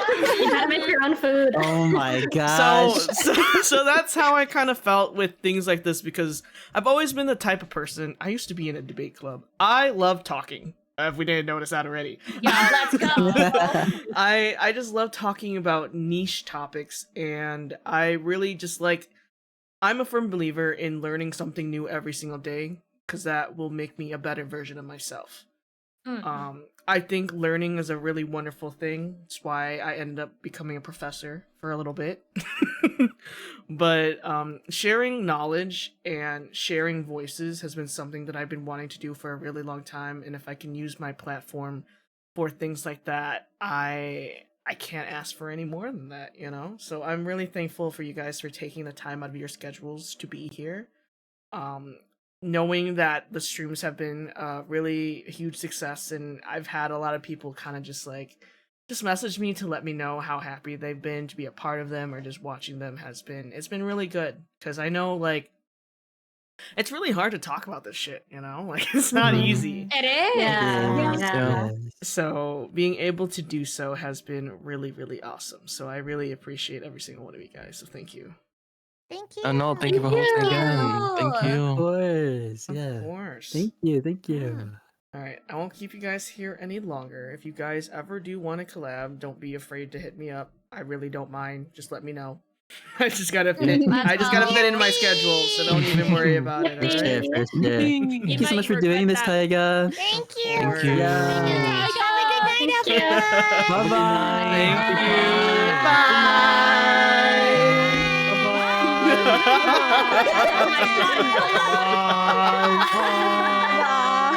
Damn. Bye. Bye. Bye. Bye. Oh goodness. Oh my god. Wow. My ears. Oh, my ears. That was actually really fucking funny. Alright, hold on. Give me a sec. Give me a sec. Oh shit, that's fucking hilarious. Of course, I hope you guys had a good time at a panels. I really, like I said, I really appreciate it. I'm super happy that I can continue doing this. I hope that even after this month's panels, I will definitely have to take a break. Personally, I'm gonna definitely have to take a break, but I definitely do plan on. Hold on, my brother. What is this? I have a 5. You came in here to give me your receipt that you have a 5-patty burger? Can you feed the cats? You shithead! Oh my, okay, alright. Let's read this fucking receipt. 1 bacon cheeseburger with bacon, add extra patty, add extra patty, add extra patty, ketchup, mustard, grilled onions, grilled mushrooms, and a regular fry. Man, fuck this guy. Alright, anyways, before I got fucking distracted by my shit dumbass fucking brother, thank you again for everyone taking time out of your guys' day to hang out with me. I love you guys so much. I can't wait to do more panels like this. I will need to take a mental break because I want to play some video games. So once these panels for the month round out, I will definitely be planning to get back on the video game grind, baby.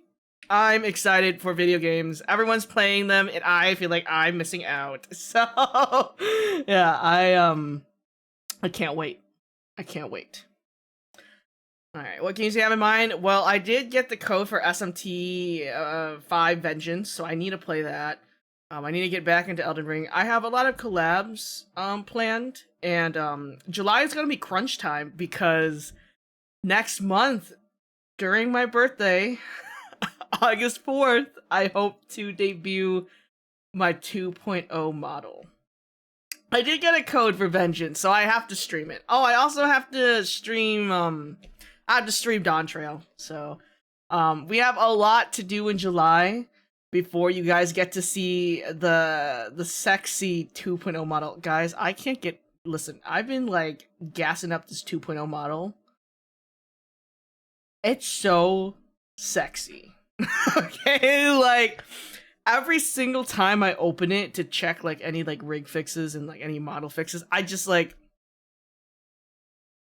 I'm so excited to show you guys how hard I've worked on this fucking model. Like, it's gonna be so good. I'm so happy. It's so beautiful, and I just can't wait to use it. No matter what, I will have feelings for my 1.0 model. Okay, my 1.0 model is the reason why I had the opportunity to become a VTuber in the first place. I will always love this model. For what it's worth, it has done so much for me. But I'm just ready for the next chapter in my life. I can't wait for the merch. I can't wait for the 2.0. And yeah, I'm really excited. I'm really excited. And I hope that you guys love it as much as I do. Anyways, we're gonna go find someone to raid. We might as well... I'm assuming Ice is just gonna keep streaming, so we can just raid Ice. Right? Ice is gonna keep streaming. Let's go raid Ice. Why not? Raid Ice Boy Wave. We're gonna play Overwatch? Alright, sounds good. Let's see if the mods have a raid message. Do the mods have a raid message today?